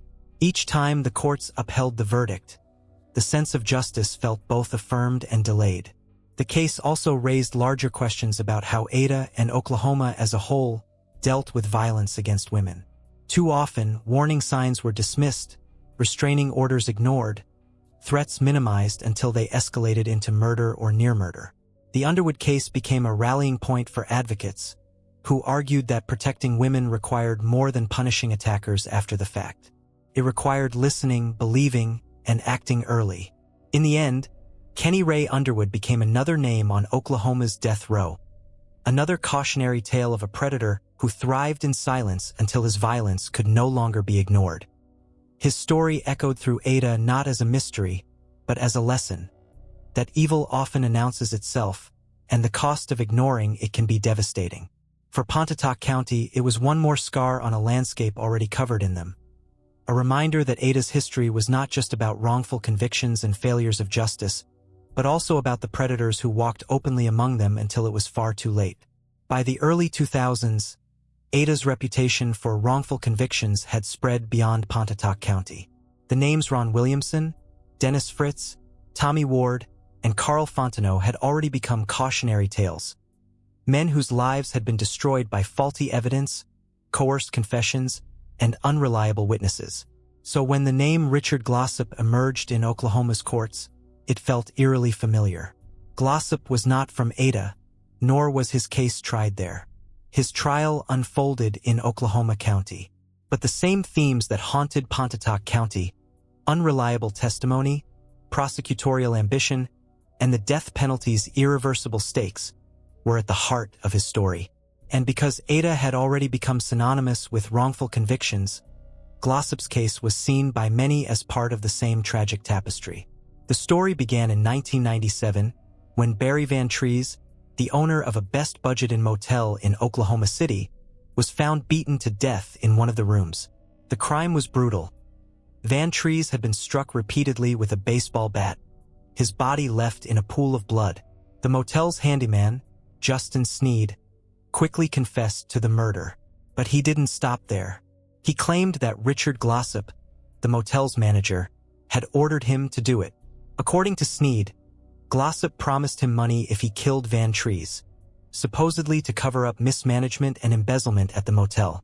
That claim, Sneed's word, given after police offered him a deal to avoid the death penalty himself, became the foundation of the state's case against Richard Glossip. There was no physical evidence linking Glossip to the murder. No fingerprints, no DNA, no financial records proving theft. What the prosecution had was a confessed killer pointing the finger to save his own life. And in Oklahoma, in an era still marked by tough-on-crime politics, that was enough. Glossip was convicted of murder for hire and sentenced to death. But doubts began almost immediately. Sneed's story shifted over time, with inconsistencies that defense attorneys argued should have raised red flags. Appeals revealed flaws in the investigation. Police had not adequately pursued other leads, evidence had been mishandled, and Glossip's defense at trial had been underfunded and ineffective. Despite these issues, prosecutors doubled down. Just as in Ada decades earlier, once the state had its theory, it pursued it with single-minded determination. Over the years, Glossip came within hours of execution, not once but multiple times. In 2015, he was scheduled to die by lethal injection when a last-minute stay halted the process. The reason? The state had obtained the wrong drug for the execution. The fiasco exposed Oklahoma's deeply troubled execution system, drawing national attention and sparking debates about whether the death penalty could ever be applied fairly in the state. Meanwhile, support for Glossip grew. High-profile figures, from conservative lawmakers to celebrities like Susan Sarandon, began speaking out, arguing that his conviction rested on the unreliable testimony of a single man trying to save himself. Investigations by journalists and advocacy groups uncovered new evidence suggesting Glossip's trial had been deeply flawed.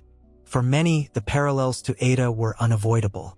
Once again, Oklahoma had convicted a man of a capital crime on shaky evidence. Once again, questions of fairness, reliability, and truth hung heavy over a death sentence. And once again, the system seemed unwilling to admit its mistakes. By the 2020s, Glossip's case had become a national symbol of the problems with capital punishment, not just in Oklahoma, but across America. Yet for those who remembered Pontotoc County's history, it felt like déjà vu. The names and faces were different, but the pattern was the same. Pressure to convict, questionable evidence, and a man's life hanging in the balance. Richard Glossip's fight for his life did not end with his first trial. In fact, it barely began there. His conviction was overturned once on appeal, but in a retrial, prosecutors secured the same outcome. Another death sentence, once again built almost entirely on the testimony of Justin Sneed, the confessed killer who had avoided execution by blaming Glossip. From the start, the case was riddled with contradictions. Sneed's story shifted repeatedly under questioning. At times, he insisted Glossip masterminded the plan.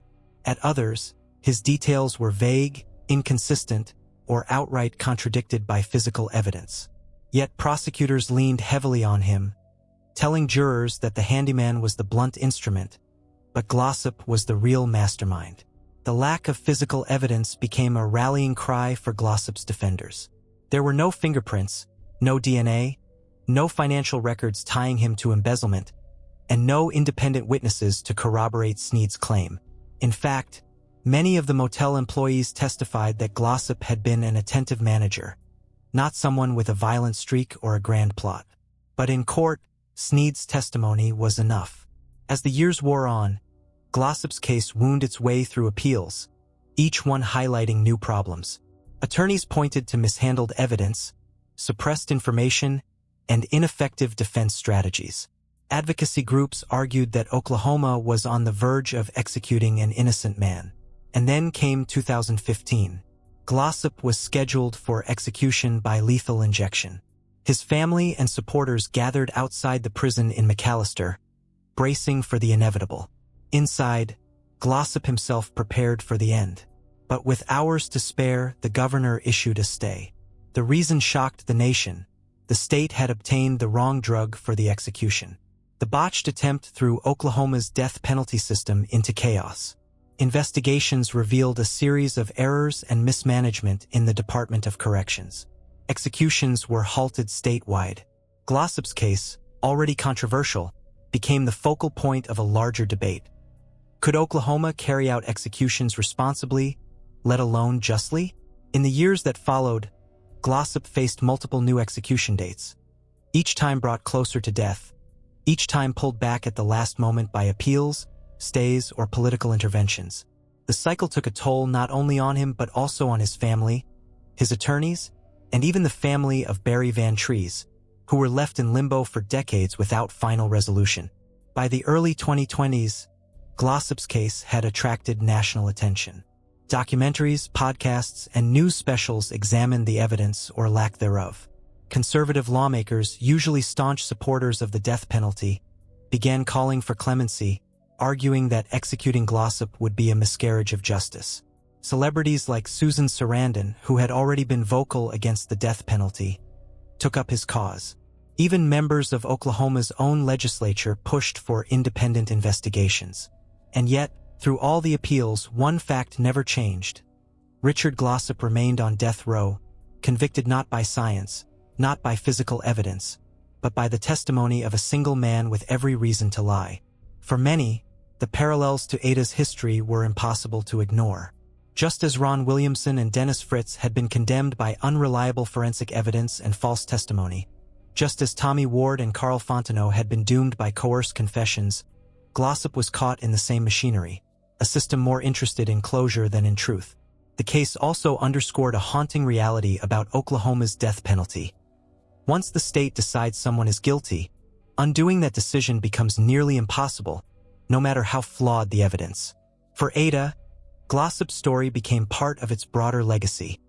Another reminder that Pontotoc County's tragedies were not isolated. They were part of a statewide pattern of justice gone wrong. The names changed, but the themes remained. Wrongful convictions, shaky evidence, and the irreversible weight of capital punishment. Richard Glossip's fight is still not over. As of today, his name continues to move through courts and clemency hearings, his execution postponed time and again. For some, he is guilty beyond doubt. For others, he is another innocent man trapped by a broken system. But one truth is clear. His story, like those of Williamson, Fritz, Ward, and Fontenot, has forced Oklahoma, and Pontotoc County most of all, to confront an uncomfortable question. If we can be so wrong about guilt, how can we ever be certain enough to take a life? By the late 1990s and early 2000s, the names Ron Williamson, Denice Fritz, Tommy Ward, and Karl Fontenot had already made Ada infamous. But Ada was not an outlier. Across Oklahoma, other men were coming forward with similar stories.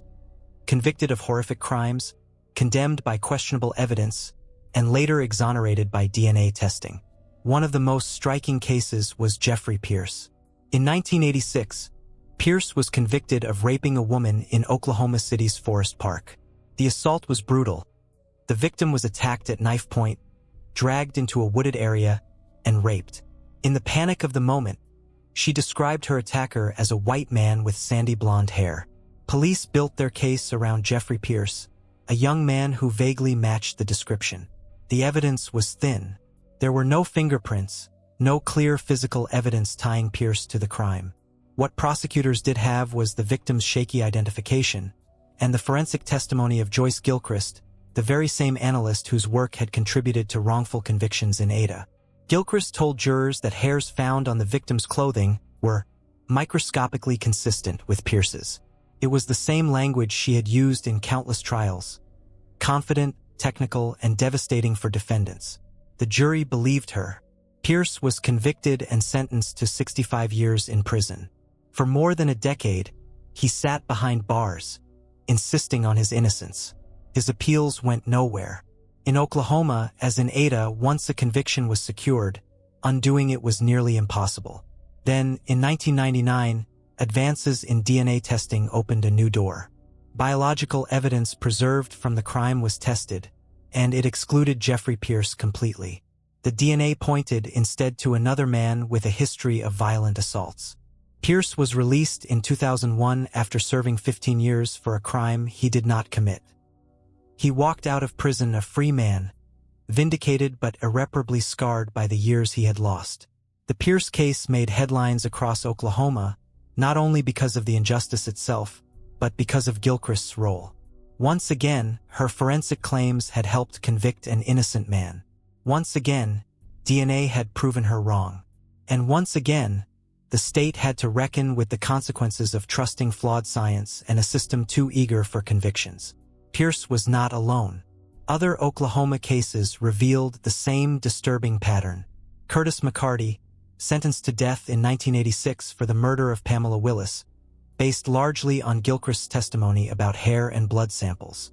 DNA later cleared him, and he was released after 21 years, 3 of them on death row. Ron Williamson and Williamson Fritz, freed after 12 years when DNA excluded them from Debra Sue Carter's murder in Ada. Robert Miller, convicted of raping and killing 2 elderly women in Oklahoma City in 1988. His conviction was later overturned when DNA cleared him, but only after he had spent more than 10 years in prison. Each of these cases carried its own tragedy. Men lost decades of their lives. Victims' families were robbed of real justice while the true perpetrators remained free. And communities were left to question whether they could ever trust the system again. For Ada, the lesson was bitter but strangely validating. The problems that had plagued Pontotoc County were not unique. They were symptoms of a larger disease in Oklahoma's justice system. Wrongful convictions were not accidents of geography. They were the result of systemic flaws. Reliance on flawed forensic science, overzealous prosecutors, coerced confessions, and juries persuaded more by certainty than truth. Jeffrey Pierce's story became emblematic of that wider crisis.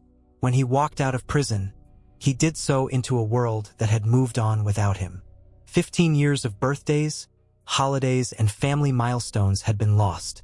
Like Ron Williamson before him, his health had deteriorated in prison. Freedom was sweet, but it was also hollow. Nothing could give back what had been taken. Yet Pierce also became a voice for reform. His case was cited in calls to strengthen the preservation of evidence, expand access to DNA testing, and scrutinize forensic experts more rigorously. He stood as living proof of the dangers of misplaced trust in the courtroom. And for Ada, his exoneration confirmed what many already believed.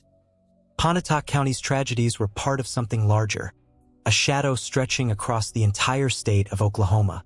When Jeffrey Pierce walked out of prison in 2001, exonerated after 15 years, he became a symbol of both hope and despair. Hope because DNA testing had finally proven his innocence.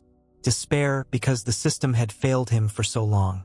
His story was front-page news, but what made it more devastating was that Pierce was not alone. He was part of a pattern men across Oklahoma wrongfully convicted on shaky evidence, often tied together by the same threads: unreliable eyewitness identifications, prosecutorial tunnel vision, and again, the tainted forensic work of Joyce Gilchrist. The Oklahoma Innocence Project and other advocacy groups began cataloging these cases, and the scope was staggering. Curtis McCarty, sentenced to death in 1986. Gilchrist testified that hairs and blood samples matched him. DNA later cleared him after 21 years in prison, including 3 on death row. Robert Miller, convicted in 1988 of raping and killing 2 elderly women. He confessed under coercive interrogation techniques eerily similar to those used in Ada. He spent more than 10 years in prison before DNA cleared him and pointed to another suspect. Ron Williamson and Williamson Fritz, from Ada, whose convictions in the murder of Debra Sue Carter became one of the most notorious wrongful convictions in U.S. history. Tommy Ward and Karl Fontenot, also from Ada, wrongfully convicted of murdering Denice Haraway after false confessions and prosecutorial misconduct. Each case carried its own tragedies. Innocent men spent decades in prison. Victims' families were denied justice, believing the wrong people were being punished while the real killers walked free. And communities were left scarred, their faith in the justice system fractured. For Oklahoma, the revelation was seismic. It wasn't just Ada. It was Oklahoma City, Tulsa, and counties across the state. Ada may have become the face of wrongful convictions, thanks to the innocent man and national media, but the epidemic stretched far wider. The common denominator in so many of these cases was flawed forensic testimony. In an era before DNA, jurors trusted experts like Gilchrist without question. When she said a hair matched, it sounded definitive. When she said blood typing was consistent, jurors believed it. The science, however, was far less certain. It was interpretive, prone to bias, and easily manipulated to support a prosecutor's narrative. Once DNA technology advanced in the 1990s, the house of cards began to collapse. The evidence that had once condemned men to death row now exonerated them. What had once sounded like certainty was revealed to be speculation, and speculation had stolen lives. For Ada, this wave of exonerations was both a vindication and a condemnation. Vindication because it proved what many in the community had long whispered, that the system could not be trusted. Condemnation because Ada's courts and prosecutors had been at the center of some of the most notorious failures. The aftermath forced reforms. Oklahoma passed laws expanding access to post-conviction DNA testing. Evidence preservation became a priority, ensuring biological material would not be discarded before it could be re-examined. Defense attorneys gained more resources to challenge forensic experts. And Gilchrist's downfall, in particular, reshaped the way courts across the state treated expert testimony. But the scars remain. For men like Jeffrey Pierce, Curtis McCarty, and Robert Miller, freedom did not erase the years of wrongful imprisonment. Relationships had been lost. Health had deteriorated. Opportunities had vanished. And for the families of victims like Debra Carter and Denice Haraway, the pain was doubled. First by losing their loved ones, and then by learning that justice had been stolen by false convictions. Pontotoc County's legacy, once thought to be unique, was revealed to be part of a larger, darker truth. Oklahoma itself had become one of the epicenters of wrongful convictions in America. And in many ways, Ada remained its most haunting symbol. For decades, Ada's tragic cases lived mostly in the shadows. Locals knew the stories: the murder of Debra Sue Carter, the disappearance of Denice Haraway, the wrongful convictions of Ron Williamson, Williamson Fritz, Tommy Ward, and Karl Fontenot. Lawyers, judges, and journalists in Oklahoma knew, too. But outside the state, the names meant little. That all changed in 2006, when best-selling author John Grisham, known for courtroom thrillers like The Firm and A Time to Kill, released his first nonfiction book, The Innocent Man, Murder and Injustice in a Small Town. The small town was Ada. Grisham had stumbled onto the story almost by chance. He read about Ron Williamson's case in the New York Times, a death row inmate who had come within days of execution before DNA cleared him. The more he learned, the more shocked he became. As a lawyer-turned-author, Grisham had spent years imagining stories of legal corruption and wrongful convictions. But here was a real case that was more disturbing than anything he had ever invented. And so he began to dig. The Innocent Man told the story of Ron Williamson and Denice Fritz, wrongfully convicted of Debra Carter's murder, alongside the story of Tommy Ward and Karl Fontenot, convicted of killing Denice Haraway. Through meticulous research and interviews, Grisham laid bare the flaws of Ada's justice system. Coerced confessions, jailhouse snitches, flawed forensics, overzealous prosecutors, and a community desperate for closure at any cost. The book was a sensation.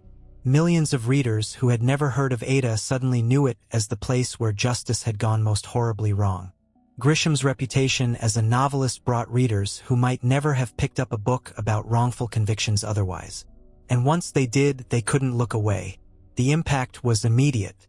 Ward and Fontenot's appeals gained renewed attention. Innocence organizations cited Ada as a prime example of systemic failure. The public began to question not just Ada's cases, but the reliability of the criminal justice system across America. But Ada's global exposure didn't stop there. In 2018, Netflix released a 6-part documentary series, also titled The Innocent Man, directed by Clay Tweel. The series brought the stories Grisham had told to the screen, combining archival footage, interviews, reenactments, and chilling narration. Viewers around the world watched as Ada's tragedies unfolded episode by episode. They saw Ron Williamson's decline on death row, Karl Fontenot's bewildered confessions, the grief of Denice Haraway's family, and the haunted look in the eyes of Ada's townspeople as they recounted events they wished they could forget. The series introduced a new generation to Ada's dark legacy, framing it not just as a story of one town, but as a warning about the dangers lurking in any justice system built on human fallibility. For Ada's residents, the attention was a double-edged sword. Some felt exposed, their town reduced to a symbol of corruption and tragedy. Others felt vindicated, relieved that the world finally knew what they had long whispered, that Pontotoc County's justice system was broken and had been for decades. Either way, Ada could no longer hide. Its name had become shorthand for wrongful conviction, false confessions, and justice gone wrong. When The Innocent Man hit bookshelves in 2006, it was more than a bestseller. It was a cultural earthquake. Millions of readers around the world who had never heard of Pontotoc County now knew Ada as a place synonymous with wrongful convictions and systemic injustice. John Grisham's name carried weight. Readers trusted him as the master of legal thrillers, and the fact that this was his only nonfiction book gave it extra power. Here was a man who had spent his career inventing stories of courtroom corruption, and he was saying Ada's real history was worse than anything he could make up. The impact was immediate. Innocence organizations across the country cited the book as evidence of why post-conviction DNA testing was essential, why false confessions must be treated with skepticism, and why jailhouse informants should be viewed with extreme caution. The cases of Ron Williamson, Denice Fritz, Tommy Ward, and Karl Fontenot became teaching tools in law schools, rallying points for reformers, and rallying cries for those fighting against the death penalty. But the book also hit Ada like a bombshell. Some residents felt exposed, angry that their town was now a symbol of failure. They resented the national spotlight, the implication that Ada was uniquely corrupt, as though no other county in America had its own injustices. Others, however, felt vindicated. They had lived with the weight of suspicion for decades, knowing that the convictions of Williamson, Fritz, Ward, and Fontenot had never added up. For them, Grisham's book was confirmation. The world finally knew what they had always known. Then came Netflix. In 2018, the streaming giant released The Innocent Man, a 6-part documentary series that visualized everything Grisham had written and more. For viewers, it was not just words on a page but images of faces, voices trembling in interviews, the raw pain of families who had lost everything. The series was gripping, cinematic, and haunting. Viewers saw Ron Williamson's deterioration on death row, his frantic delusions, his wasted body by the time he was released.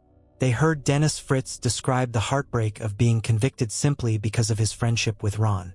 They watched old interrogation tapes of Tommy Ward and Karl Fontenot, visibly confused as detectives steered their words toward confessions that didn't make sense. They met Denice Haraway's family, still devastated by her loss and left with no closure after decades of false convictions. For many, this was their first exposure to the concept of false confessions. They had never imagined that an innocent person might admit to murder. Seeing it unfold in Ada shattered those assumptions. The global reach of Netflix meant that Ada's story was no longer just Oklahoma's story. It became part of a larger international conversation about the fallibility of justice systems, the dangers of tunnel vision in policing, and the irreversible consequences of the death penalty. Innocence projects in other countries began citing Ada as a cautionary tale. Criminal justice reformers used clips from the series in lectures and campaigns. Families of the wrongfully convicted elsewhere reached out, saying they saw their own struggles reflected in Ada's tragedies. For Ada itself, the legacy was complicated. Tourism spiked as true crime enthusiasts visited the town that had become infamous. Journalists continued to dig into old cases, and every time The Innocent Man resurfaced on streaming platforms, the whispers in Ada grew louder, some wishing the world would forget, others insisting it never should. Ultimately, The Innocent Man did something extraordinary. It took local pain and made it universal. It showed that wrongful convictions were not accidents but symptoms of deeper flaws. And it ensured that the names of Debra Sue Carter, Denice Haraway, Ron Williamson, Williamson Fritz, Tommy Ward, and Karl Fontenot would not be forgotten. Ada's reputation was forever changed. No longer just a small Oklahoma town, it became a global symbol of injustice. A reminder that when the system fails, it fails not in theory but in human lives stolen and destroyed. The story of Ada, Oklahoma, is not just the story of a single town. It is the story of America itself, the story of how justice can be both a shield and a weapon, how communities can harbor both compassion and cruelty, and how the human drive for certainty often outweighs the patience required for truth. From its earliest days, Ada's history was steeped in violence. The lynchings of 1909, when 4 men were dragged from the courthouse and hanged by a mob, announced to the world that Pontotoc County would be a place where rage and vengeance often overpowered the law. That moment became the town's original scar, and in many ways the pattern was set. Justice in Ada would not always follow the rules. Through the decades, the crimes that defined Ada were rarely the work of strangers. They came from inside, from families, marriages, friendships, and institutions. Charles Lovin Jr., who killed his father. Mary Brown, who drowned her own children. James Summers, whose violence against his wife mirrored countless cases of domestic destruction. Each one a betrayal of the very bonds meant to protect. By the mid-20th century, Ada had already built a reputation as a place where tragedy wore familiar faces. But it was in the 1980s and 1990s that the town's notoriety became cemented. The murders of Debra Sue Carter and Denice Haraway were not just crimes. They became symbols of systemic collapse. Innocent men like Ron Williamson, Denice Fritz, Tommy Ward, and Karl Fontenot were swept into a whirlwind of false confessions, flawed forensics, and prosecutorial zeal. And Ada's name was written into the history books of injustice. The real killers, like Glen Gore, were overlooked, even as they sat on the witness stand, pointing fingers at others.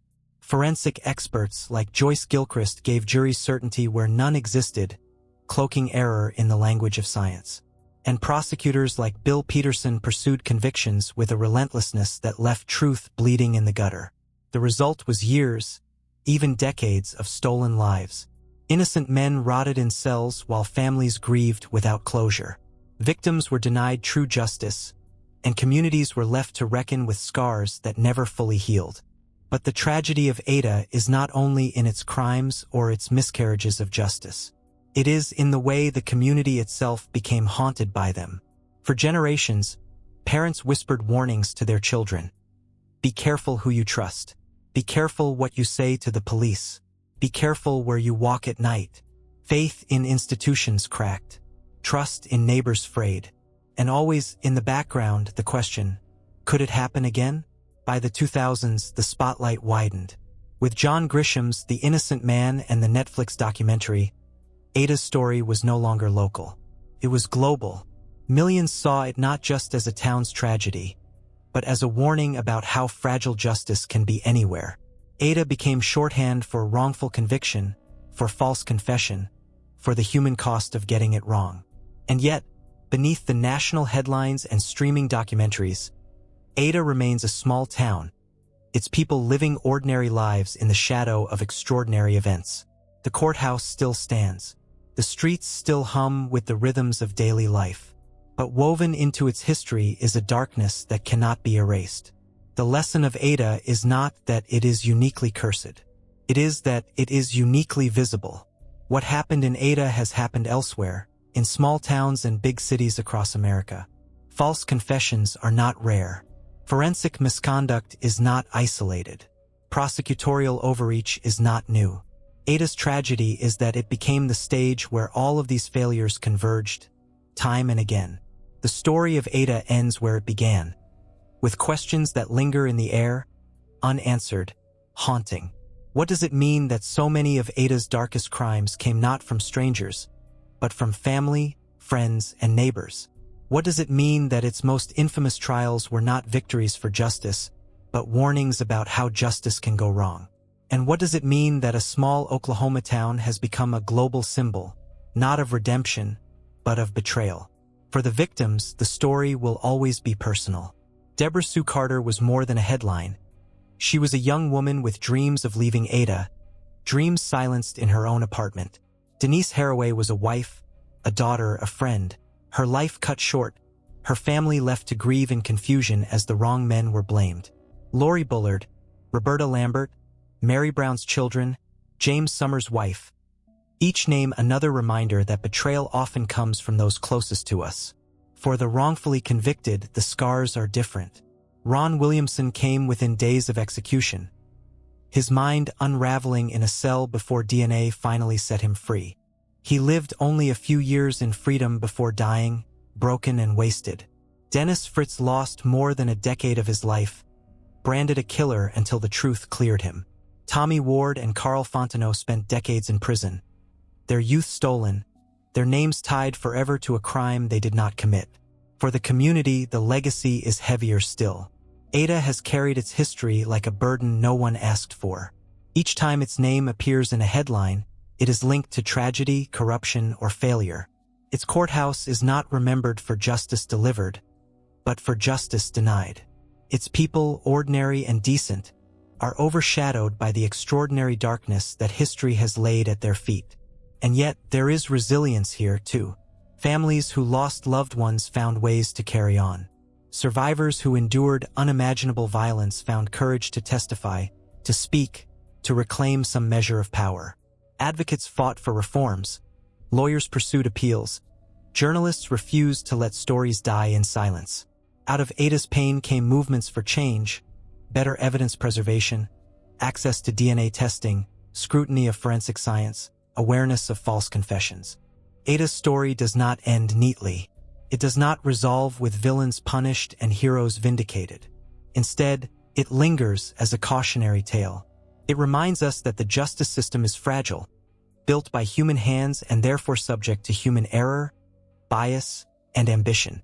It reminds us that trust is dangerous, whether in families, friendships, or courtrooms, when it blinds us to warning signs. And it reminds us that the cost of failure is human life. Years stolen, families destroyed, wounds that never heal. Perhaps the most haunting truth is this: Ada is not unique. These crimes and failures could have happened anywhere. They do happen everywhere. What makes Ada stand out is that its tragedies were exposed, documented, and remembered, turned into books, films, and lessons for the world. And so Ada lives on not just as a place on the map, but as a symbol, a warning, a ghost story told in courthouses and classrooms, whispered in law schools and innocence clinics, cited in debates about the death penalty and criminal reform. When people say the name Ada, they do not just think of Oklahoma. They think of justice broken, delayed, corrupted, and sometimes finally redeemed. In the end, Ada's story forces us to ask ourselves the hardest question of all. If this could happen there, in a small town where everyone knew each other, where trust should have been strongest, could it happen anywhere? Could it happen here? Could it happen to us? The answer, whispered by the ghosts of Pontotoc County, is yes. And that is why Ada must never be forgotten.